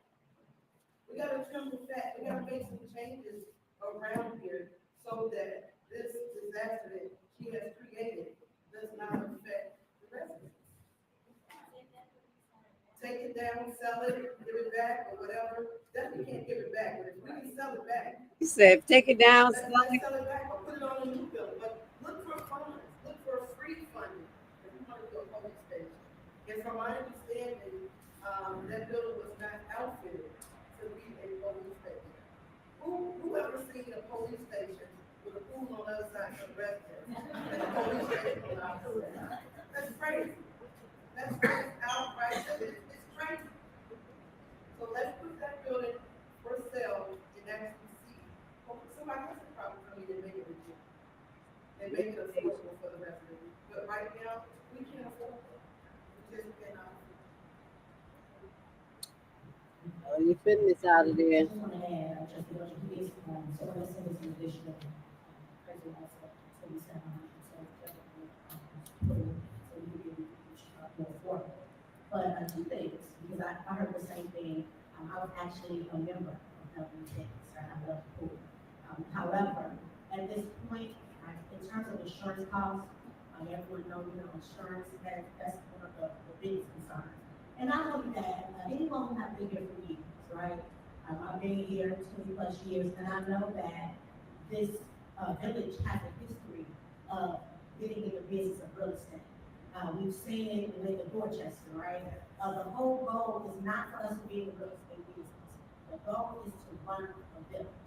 So we can offset that cost and we kind of recuperate some of our losses that we've taken. I just think that it's an added bonus. I'm excited. I think that we have a really good study that can get us from the inside, and that's our goal. And then, this last time about just giving the numbers that I could, as mentioned, that the higher building does cost money, approximately $90,000 a year. This is for a regular maintenance, somebody go over and check it. That's what it's not city highway.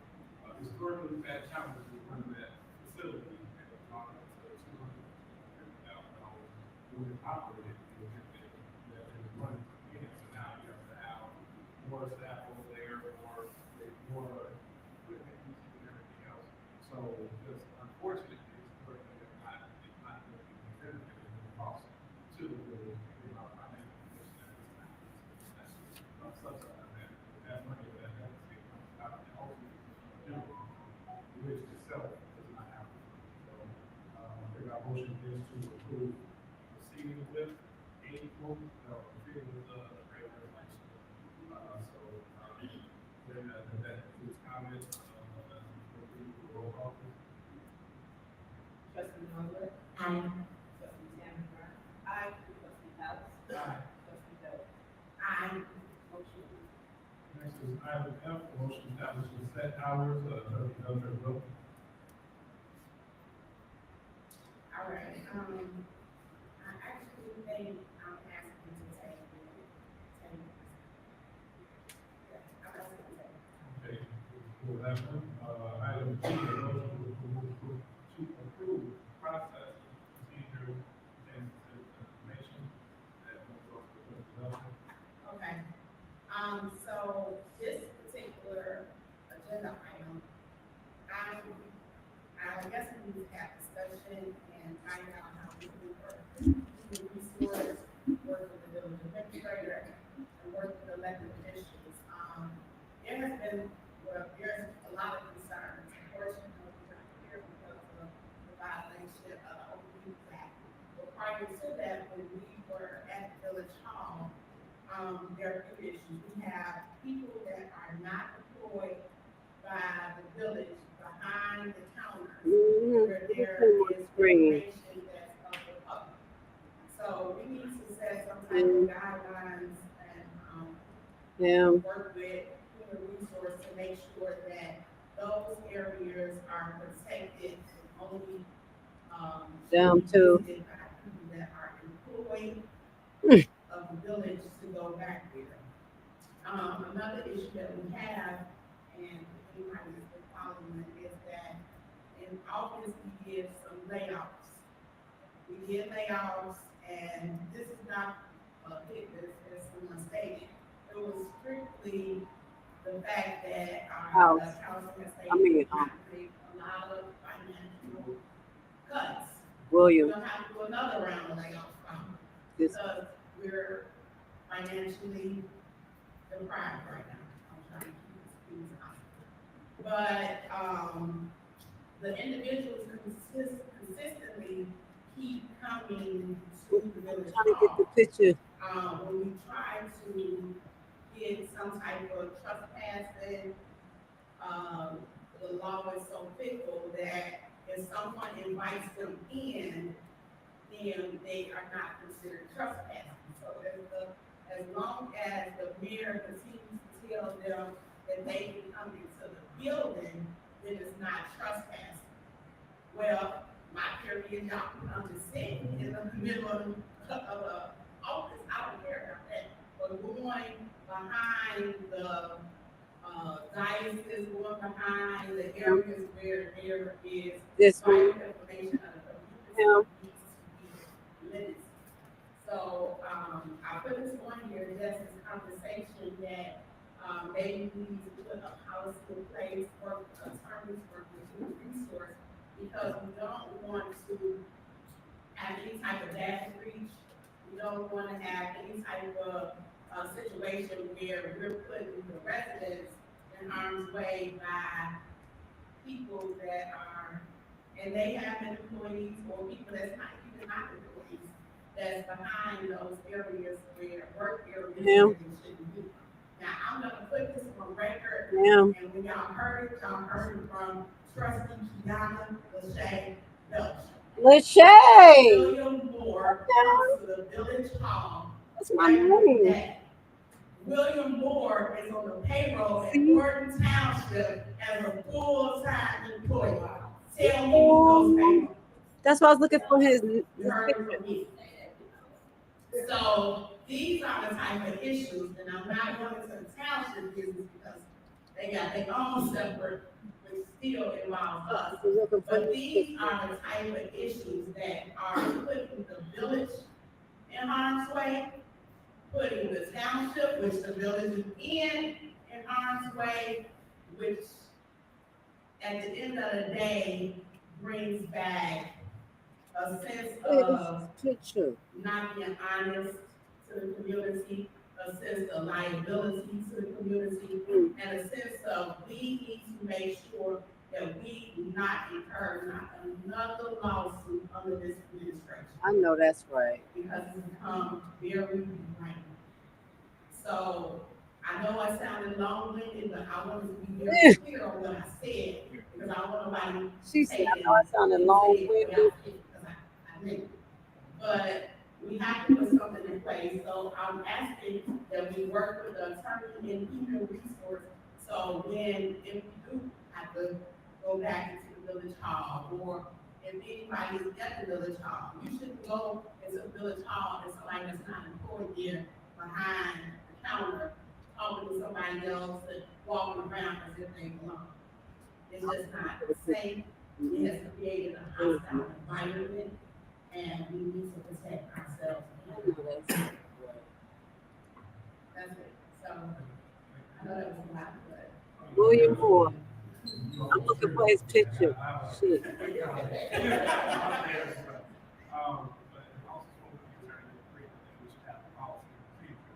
think the area that we've run into for the last 2.5 years is not only putting policy and procedure in place, but the enforcement mechanism to make sure that there's fatigue. Unfortunately, the same around here has been that laws are suggestions. This is what they talking about, y'all. Pass ordinances and then they just come through whatever they want. So we will, of course, move forward with policy or procedure for it. We will making sure that there's. Someone just talk about her.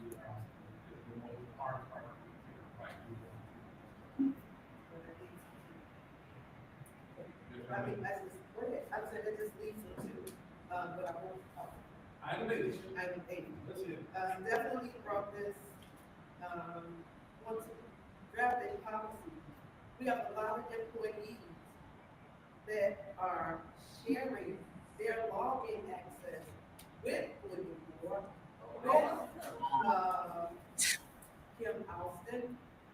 That should not be. If you no longer work for the village, you should not share your access information with Dolton. You should not share your access information with your fellow coworkers. Everyone is assigned an access, and everyone should be able to utilize their own access. Definitely have to put something in place. Policies are made to be governed, not to be broken. So we're going to put these things in place. We got to stand on it. And I suggest some things that first offense, have a sit down, talk with, put it in that employee record. Second offense, suspension without pay. Third offense, termination. Plain and clear. You gotta put your foot down. These guys, I went in there today, it was a shame today. I walked in there, people are standing in the foyer. It's filled with. This one guy said, I've been here 5 times. Have not gotten a chance to get anything resolved.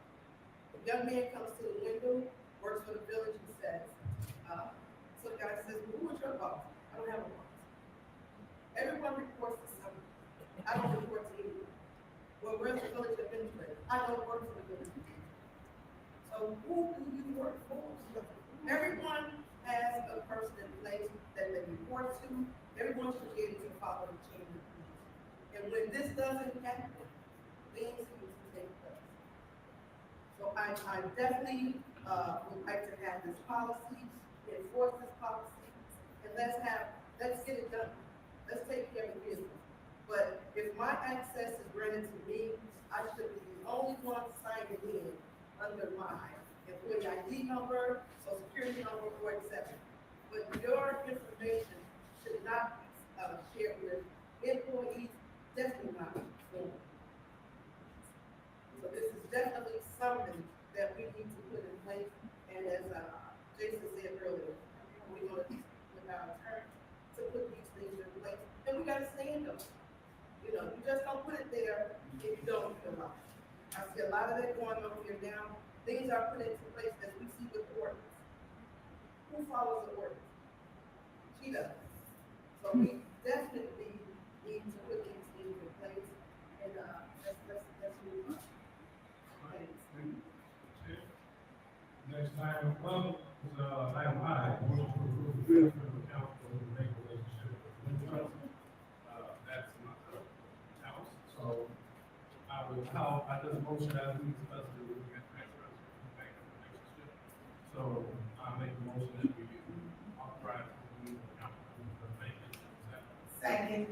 Hearing the motion and a second, any discussion? That's the bank. Clerk, please call the roll. We got 3 more to go, y'all. Trustee Tammy Brown. Aye. Trustee Ellis. Aye. Trustee Bell. Aye. Motion passed. The next item up was a motion to approve resolution 24-009, which is then 24-21-008, position of the special counsel. Our motion that we approve resolution 24-009. Is there a second? Second. Hearing the motion and the second, any discussion? Okay, clerk, can you please call the roll? Trustee Norwood. Trustee Tammy Brown. Aye. Trustee Ellis. Aye. Trustee Bell. Aye. Motion passed.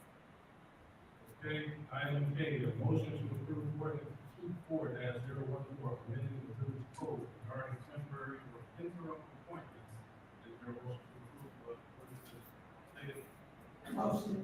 Here, a motion and second, I'm gonna ask Attorney Grant, if you can elaborate a little bit on this, ordinance.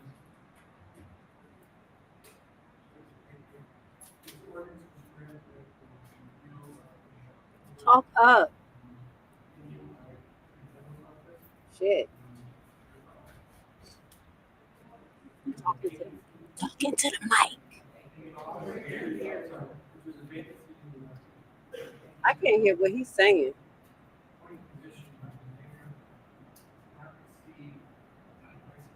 Oh shit, Henyard pulled up, y'all.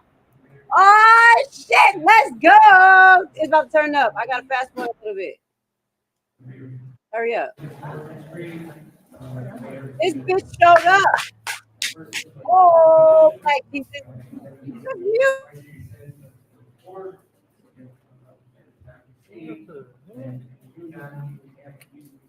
Do y'all believe that?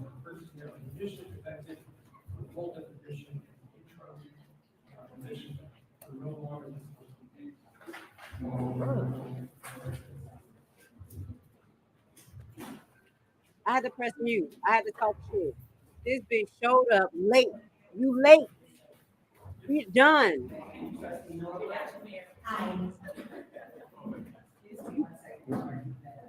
You like, I'm not sitting next to that monster. He's still in there. This bitch showed up. And half the people jumped off the live because they thought she wasn't showing up. Aye. Aye.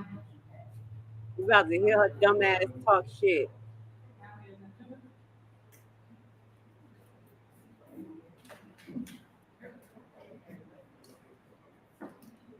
What I was saying was a lot of people jumped off the live on my live and Critical Smoker because they thought this monster wasn't going to show up. They show up for the fucking mess. Here go this broad. Oh, I can't stand her. You late.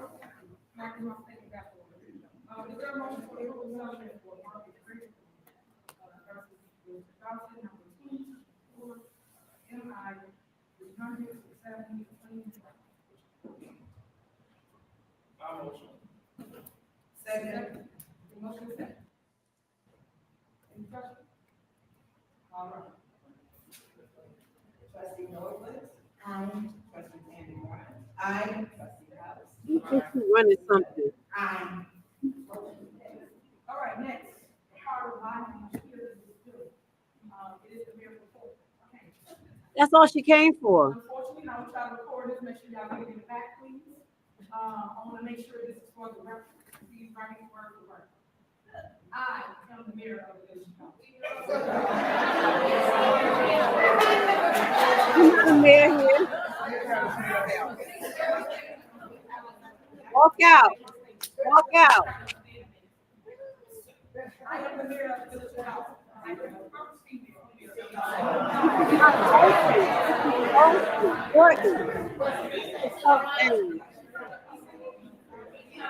Walk out. Walk out.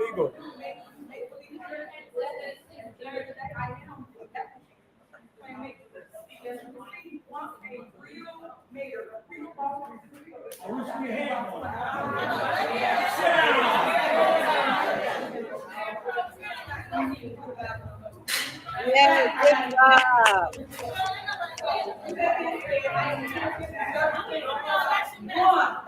I'm here to make my point. So I'm asking for the trustees to sit.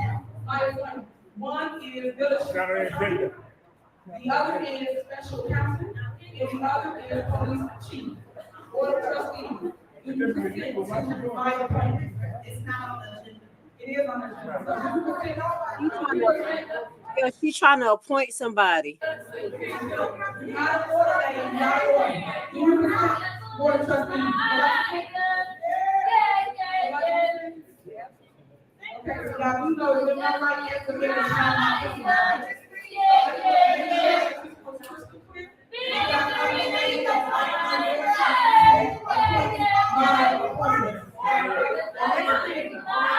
Next thing is my veto.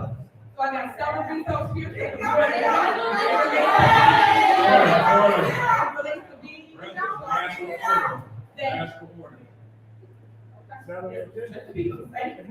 want you to know that my veto is no saying, I get the veto. Board of trustees being a lot of people. Another thing I want you to understand about the board of trustees, they are all corrupt. Every last one I'm up here are corrupt. So once I prove it, you will understand what it is I've been fighting for, what it is I've been trying to tell. Because y'all got one side of their system, y'all don't have the fact. So once you make that, you will understand what it is I've been fighting for this entire time.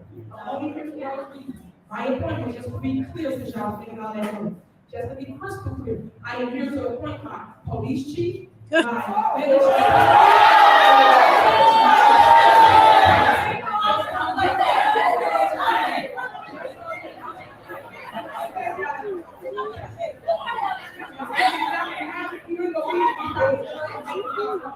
So hold up, y'all telling me she didn't need to go to fucking jail? Excuse my language. Y'all know she should have go to jail. She coming in hot. Let's just watch.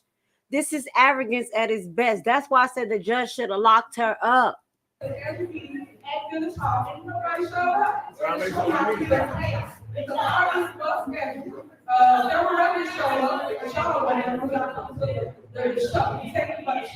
I just want to come here and say the law. I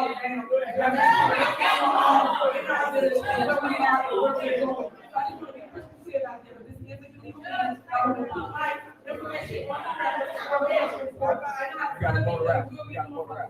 you guys are welcome.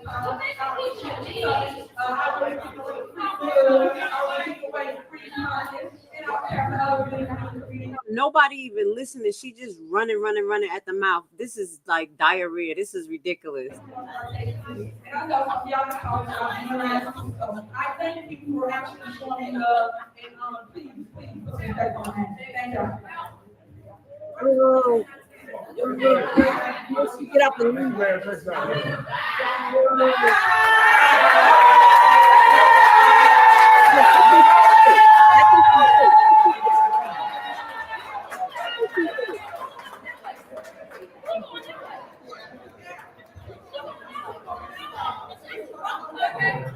we actually reached the conclusion.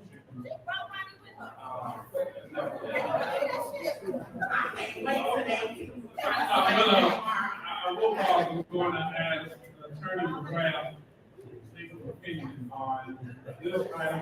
It's not on the agenda, so I'll ask for the opinion and then we will vote on motion. Talk clear. Please talk clear. Obviously, none of the items were on this agenda.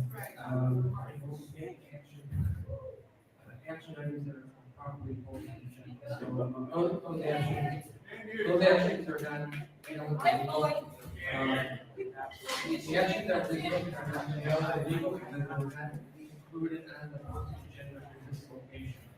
So they're null and void. On top of that, if the mayor wants to veto any petition, or she can pass practice, if you have to issue a written veto, and it's in a veto all the board actions. So, she didn't proper procedure vetoing, who knows what she's trying to veto. Basically, she came up there talking a whole lot of shit. And she's saying she's gonna veto, but she didn't do nothing. She couldn't veto nothing. She didn't put a proper announcement out there or anything. That's what he's saying.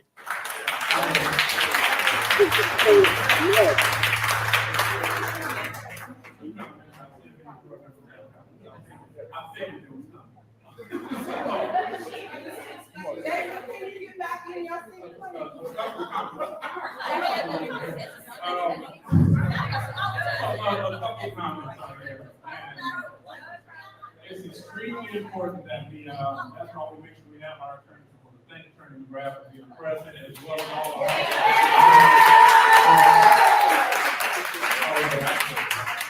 it's important that we do things in a manner. I heard out of what was told that there was a veto. That veto documentation has never been presented to the board, nor was it left here, so it was worth the hire that just there.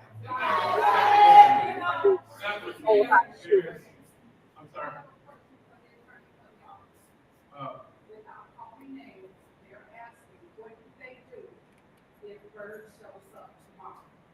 We will be giving direction to the department.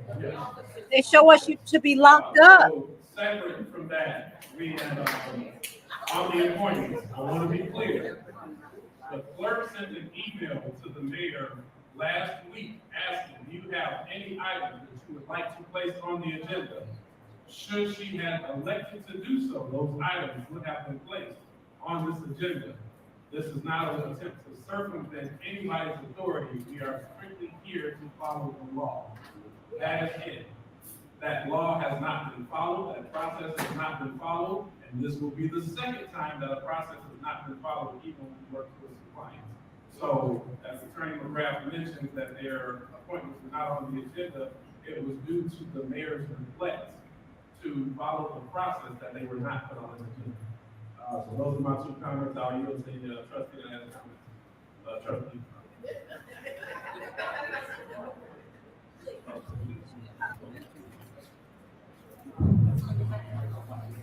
Trustee Belcher. God is good. So,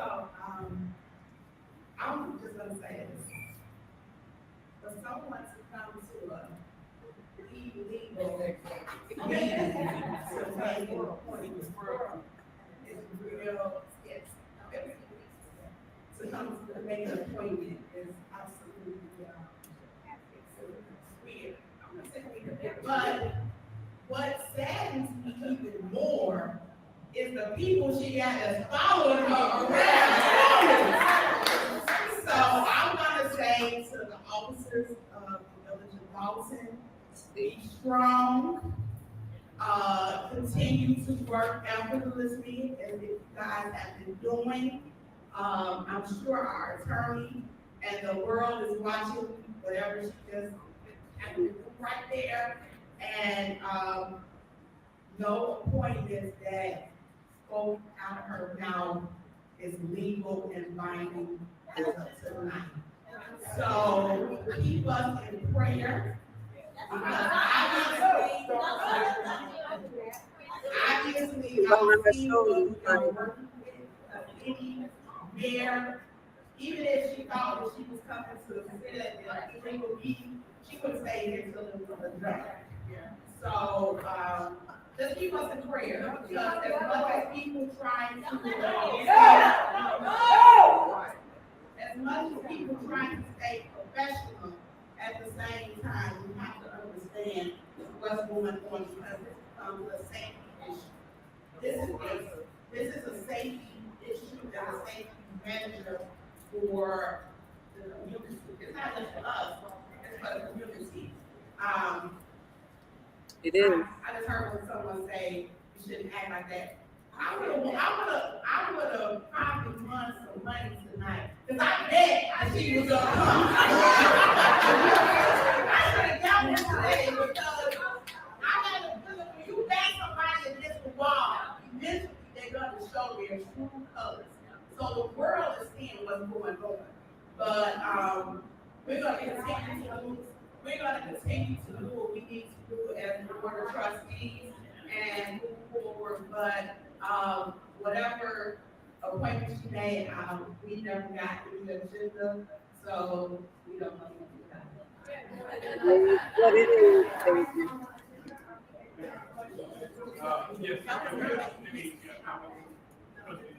Camera up, critical smoker. Okay, hearing that, we have. Lift your camera up, baby. I want to thank all that came, and all of the good spirits, and I'm gonna pray over the bad spirits. With that being said, I'll make a motion that we adjourn for a second. Hearing a motion and a second, for please call the roll.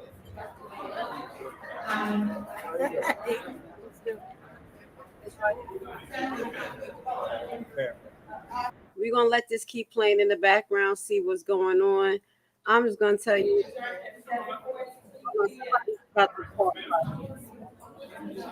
This is literally the gift that keep on giving. I didn't even think that this monster was gonna show up, but she showed up for the fucking shenanigans. Literally. She's literally showed up for the shenanigans. Hold on. Let's see if they got anything else going on. All right. So, right? This showed up. We got Tiffany showing up. What the heck?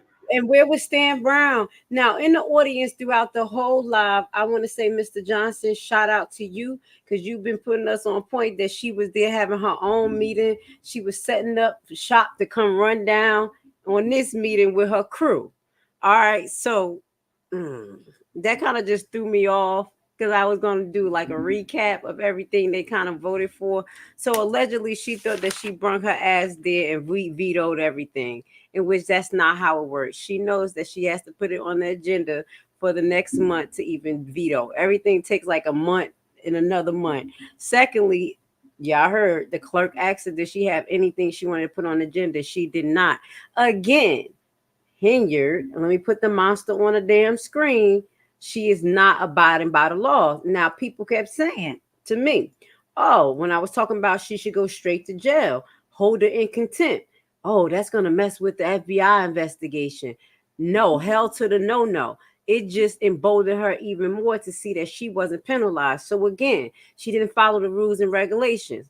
All she had to do was put that shit on the agenda and have people up panties in a bunch again, and then it wouldn't have been voted on, and then we would have still had the same outcome. But again, she wanted to bring the fucking shenanigans, and she did what she did. Showing up, somebody put that motherfucking makeup on today, because that's how she was looking in court. Don't fall for the makeup magic. But some of the things that Tiffany allegedly tried to avoid herself from hearing, first and foremost, before we even say this, why the hell y'all got a DJ at this thing? Okay, I'm just gonna say y'all need to just have a speaker, and y'all need to have a good sound system. They have places, that halls that literally you could just plug up or Bluetooth your microphone. So I'm just had to throw that out there, because I said, why the fuck is a DJ there? Y'all be complaining about her shit. Anyway, that's minor, but I still had to say it.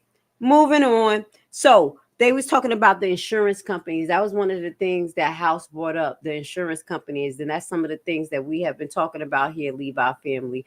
Who the hell is going to insure Dolton after all of this movie magic? This is all literally movie magic at this point. This is what Tiffany is doing. She said they're gonna make a damn show after me, like we heard. Brett said that they thinking about putting a series. She said she's gonna get them something to make a series about. All right, so they are talking to insurance companies, and hopefully, Dolton, you'll be able to be reinsured, highlighting all of the 40 cases. Okay, so these are some of the things we're gonna listen out to. I want to send a shout out to the trustees for actually answering or highlighting these type of topics. Okay, hint, hint.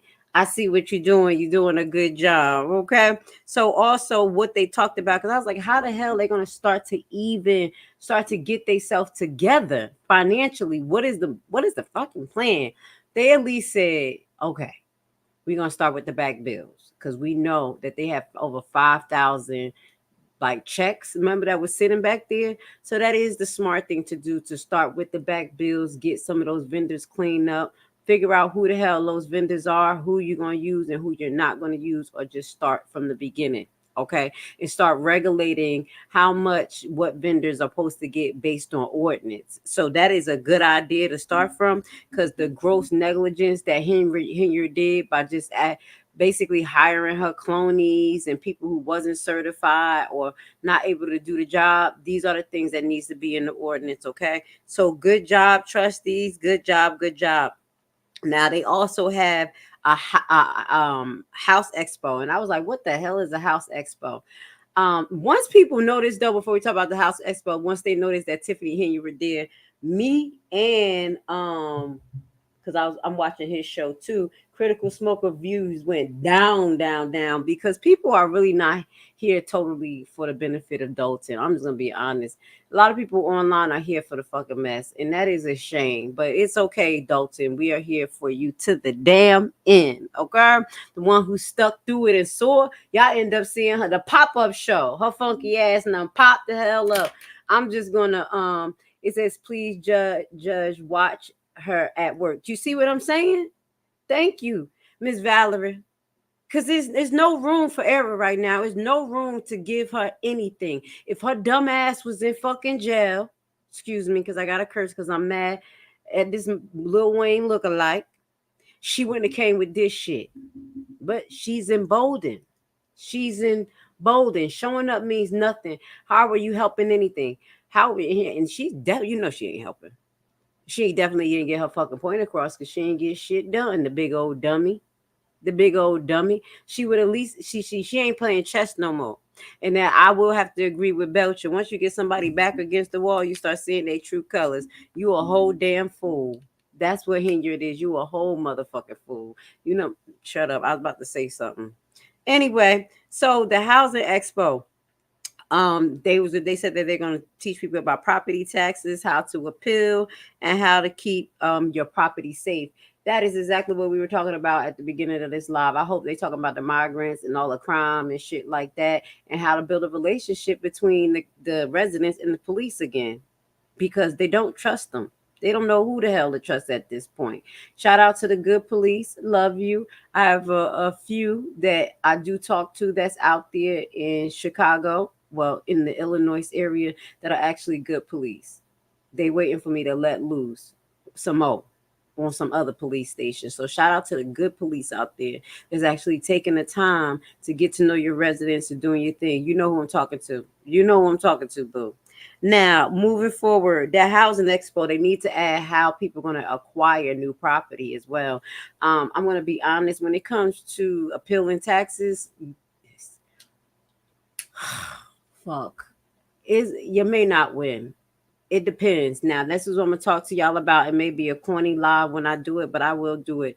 I have an appeal coming up with my taxes. Now, a lot of people don't know how to appeal taxes, and I'm learning myself. But what I have learned, when it's technical and administrative issues, sometimes you could get the shit reversed. So I'm going to tell y'all later on a later broadcast how I'm fighting my taxes. I have a hearing coming up. I just delayed it because I have to do more research. But there are some things that they were supposed to do before taxes go up. There's several processes, and if I find any of them motherfucking processes not done, Big baby. I don't know. Because usually when you go to get your taxes appealed, they be like, well, it's based on the assessed value. And since the assessed value went up, that's how much it is. And usually people be losing. Good night, Grace Levi. I don't know. I'm going to try to win this one because I know the inflation made the price value go up on everybody's houses. But baby, there was administrative actions they were supposed to do as when they supposed to change the levy, who they were supposed to make announcement to. In my state, it was certain boards that they were supposed to get this approved through, and those boards were supposed to have meetings with us. So, baby, if all the motherfucking 20 steps ain't done, I'm talking about in my town, shit, I'm going for blood. You guys, hopefully when I do that live, I'm going to learn some more about your appeal process and maybe some administrative issues you can highlight. Say, no, we wasn't put on notice by this person, because once you increase the levy, is these steps that are supposed to take place. So I'm just giving y'all a heads up. That housing expo, they need to add a little bit more to that as far as learning the laws and taxes, as well as how are you guys going to acquire property out there, being though that the market is so damn high and inflated. That's why I always put my sponsors on the screen. We're going to put them at the end. Go get you some tax lien houses, because that's how the hell they selling y'all out. I'm just letting y'all know. It is what it is. So the housing expo do sound interested. I'm giving love. I'm giving a shout out to the trustees. They coming in fucking hot. As I said, they gonna end up winning because nobody had. Oh, like that's critical smoker ass. Let me see. You know Tiffany's gonna be there. Where? What you think? Tiffany gonna be there tomorrow? All right. The question is, will y'all be there? Hell yeah, we'll be here with you if you're gonna be there. Whoever live, Grace Levi gonna be right on there. Shout out to Critical Smoker. Thank you so much for letting us use your live. You are an amazing person for getting yourself down there, dealing with the shenanigans in person, putting your life on the line, because you already know what the fuck they're doing. Over there doing some illegal shit. Illegal shit.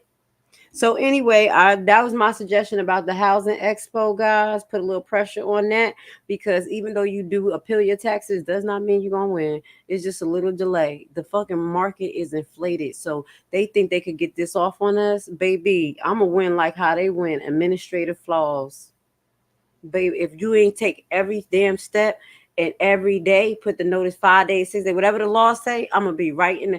Now, you know, this is a one state recorder. I may record my appeal, because they said that I can't record it. I may record my appeal process when I go to the hearing, so y'all can hear how Grace really get down. Even if I lose, I don't give up. I'll be up there appealing the taxes. Anyway, moving forward, what else did they talk about? Oh, now that locking out of the office thing. So I think they had put that on like the access. I thought that she had tabled it for a second, but they went back to talk about it. Basically, highlighting all of those monsters that I put on the screen, like Catch a Dog Smith. I put Keith Price up there because he don't supposed to be in Dolton, as well as Kamal Woods, the monster, the alleged fake thug, the white collar crime criminal. Let's put him, your boy, her boyfriend up there. His ass back there going behind people records and shit. You know I gotta put her ass up there. Talk a little shit. I had to scare y'all just a little bit. Somebody was like, "Oh shit, the face scared me." Anyway, so they also said this was something good. They said that they were going to update the website. The clerk said she was going to update the records and the website. Allegedly, now that she have access to it, and I'm disgusted with Keith Freeman. I let's not even talk about it. But she has access to it now. So basically, she says she's going to be updating the website with records dating back all the way to 1988. So I would assume that's tax records. So you can start to track the tax records. That's some of the things that I need as a tax lien investor. I don't need to be Freedom of Information Act and deeds and shit. I want to go straight to the county record and see consecutive deeds for up to 80 years.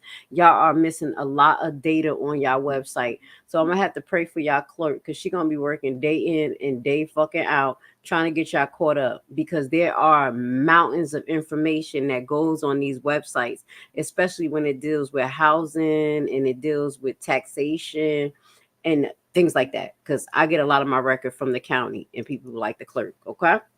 All right. Yes, critical smoker is the shit. All right. Now, so to update the website, also shout out to the trustees. You listen to the people lowering them damn fines. Because you remember it was like the fines. I was like, what the hell fines are they talking about? Are you talking about the expensive ass fines that you're charging the property owners? Or the heavy ass fines that you're charging for the grass and the bullshit? And they went back and they got into detail. It looks like they're going to decrease the fines to $125. Then $225, and then they're gonna put a lien on that ass possibly. But it's good. And also, I think when it comes to services, they're gonna have to figure out who really needs those services versus who don't need those services. I don't know why they cutting people grass, but y'all need to do away with that grass service shit. I'm just gonna be honest. If y'all could take that money and do something better, I would think that it will help the community. Now, I don't want to be talking from two sides of my mouth. I'm gonna be honest. I was one of the first to say, sell Melanie Fitness, sell that motherfucker, because they spend like $5,000 a month, $6,000, and it's not even functionable. That's what we saw from the records. Because I was like, what the hell is this? That is basically expenditure. Now, but what I was thinking, I know you need insurance, I know you need things to have these specialized facilities, but your community needs something. First, you need something for the youth. You need something for the kids, because Kamal Woods, old criminal white collar crime ass, I ain't hear nothing that he have done.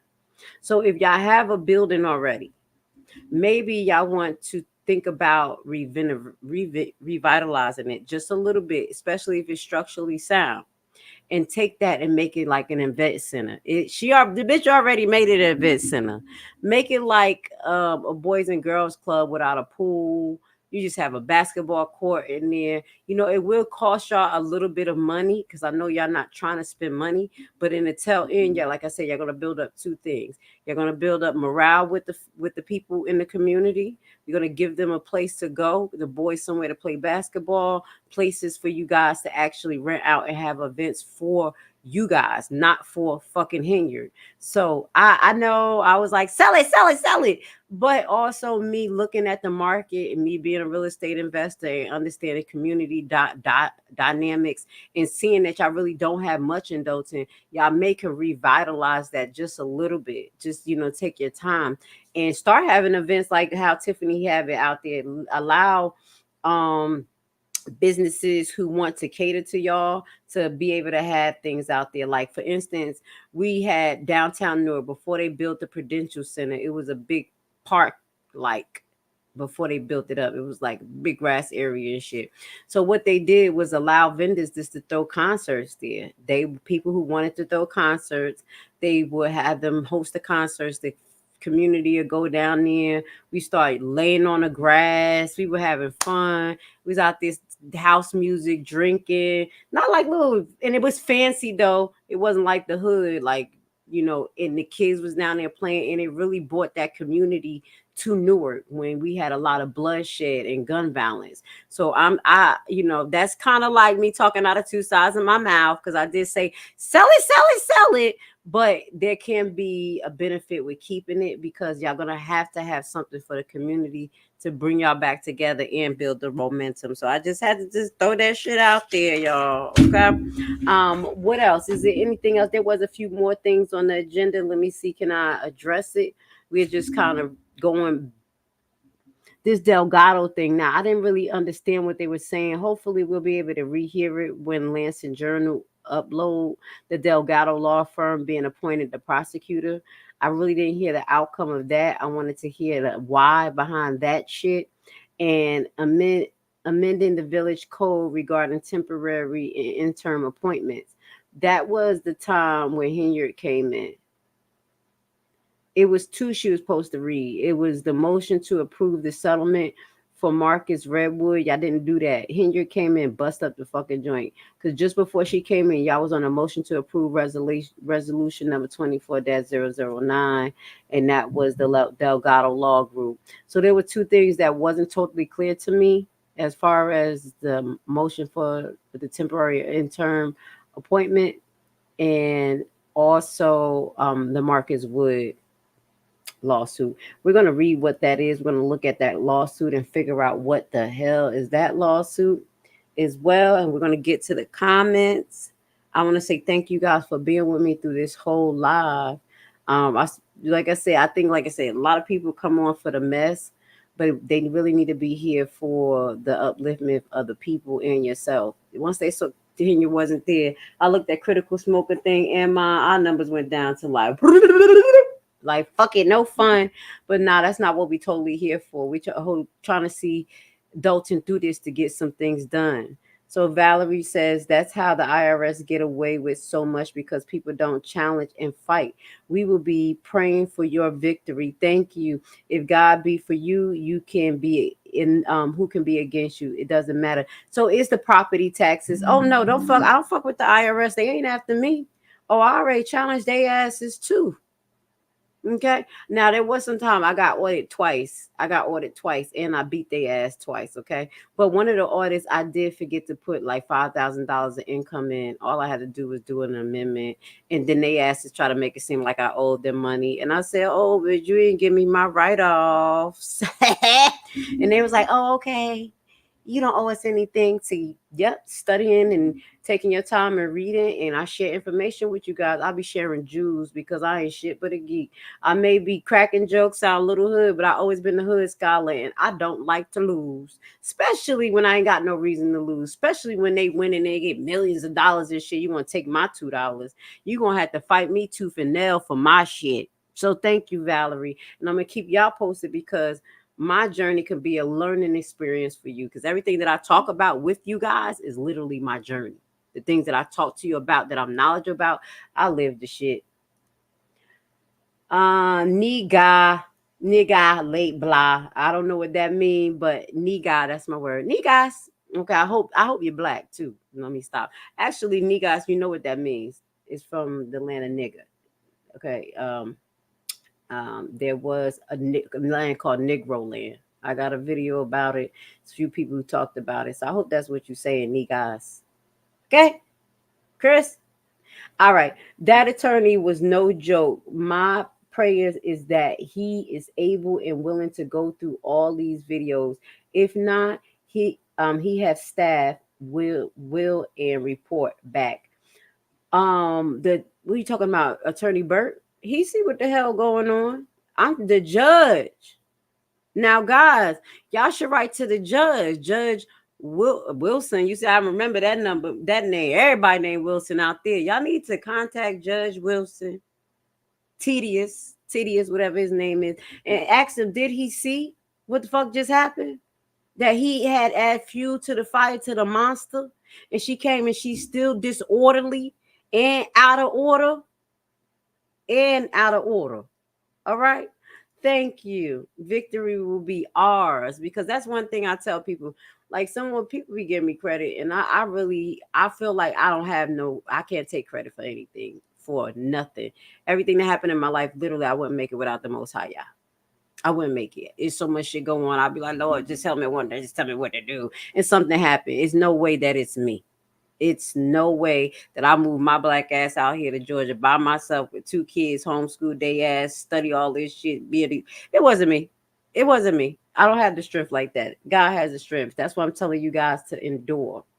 Before I leave, I want to show y'all this page. Okay. Now we're not going to go into their live because we've been on for 2.5 hours, but I want you guys to be diverse and to know everyone who's reporting on this. I don't know these people, but all I know is that they're reporting on both. Like they're able to report Tiffany Henyard bullshit and report like what we're reporting. So what I'm saying is that they have the Dolton Township talk meeting here. And not many people go to this meeting. Now, this was the one on 9/25 that she said she was having. You guys can watch it. I'll leave the description here. This page is called SS in Action, and this was 11 days ago. So basically, she had had the meeting, but she did not show up. Well, she ended up coming and going. I watched some of it, but it was a bunch of Keith Price talking. So this would let y'all have an idea of what your opponent is doing. That's just all I am. I watch everybody. I don't disregard them. They're like, don't listen to what the fuck she got to say. I listen to everybody because I need to know how people are thinking and moving, because if you listen long enough, they're going to expose their motherfucking self. So this channel, I want y'all to check it out. They are able to catch these Dolton Town talks that Henyard had, and we're going to listen to the bullshit that she say half the time. Okay, so I did wanted to share that with you to let y'all know it's another content creator out there that is actually going to the meeting as well. I'm gonna put their page right back up there so y'all can see. Respect goes to respect. People doing their thing. So if there's anything significant in there, I will let you guys know. I watched some of it, but because I saw Keith, this nigga turned me off. I'm sorry, he turned me off like Tiffany Henyard. So he be hard to watch sometimes. So anyway, with that goes to say, we're going to sign off tonight. I want to say that you are amazing. And this last song that I'm going to go off with is Hezekiah, and it's called Endure. This is for Dolton residents, and this is for everyone who's going through something. Know that God got you. Endure. Don't be afraid. Stand up for what's right, because we win in the end. Sky on the track, go! Praise to the Most High. Hey, last days. Kahala, Yahweh, Bahashima, Messiah, Yasha. Hey, look, this right here for my Hebrews. Don't fold. You get tried in that fire, you real gold. A real diamond, an arbor, like let me test it. If you make it through that, then you get your blessing. It won't prosper, but you gon' see that weapon. Be the blood of a marsh, y'all get protection. And y'all come up out the word, you need an exit. The day of the Lord coming so unexpected. I pray to Abba, I pray we make it through the tribulation. Psalm 91, keep him your habitation. Keeping these commandments that we have in patience. All this stuff going on, it had you racing. Faith in Messiah is the only way. I'm watching what I do, watching what I say. What manner of person I be up in that day. I don't want the Father to look at me be like, get away. I never knew you. Every election. So now, because they can't beat me, they got to do this smear campaign to convince public opinion that I'm bad for them. So you said 2 elections. You were first elected in 2021? No, 2013 was my first election for trustee. I was a trustee. I sat where they are. Right. That's why I know the law. Council. Yes. Elected mayor 2021. Yes. Term is 4 years? Yes. Okay. Plans of running for re-election? I'm running for both my seats. And I'm going to win them. So, and when is the election for Thornton Township? 2025. So those elections at the same time? They are. Bullshit. A bullshit. A bullshit. A bullshit. Hide the money, y'all. There's poor people around. With your broke ass. Would you like to learn a brand new and innovative way to invest your extra money that has a low barrier to entry and low competition? What if I told you that it is a guaranteed method to get up to 18 to 20% return on your investment? Tax lien and deed purchasing is the only way to get into the real estate market through the back door. No credit and no loans needed. This method isn't commonly taught, and therefore the competition is very low, for now. Put together a 14-hour info-packed course which will teach you everything you'll need to know to get started. Learn at your own pace, step-by-step guided video and aids to start you on the TLC deed investment process. The course offers many learning tools for new investors, helping ensure you safely invest in tax liens and deeds.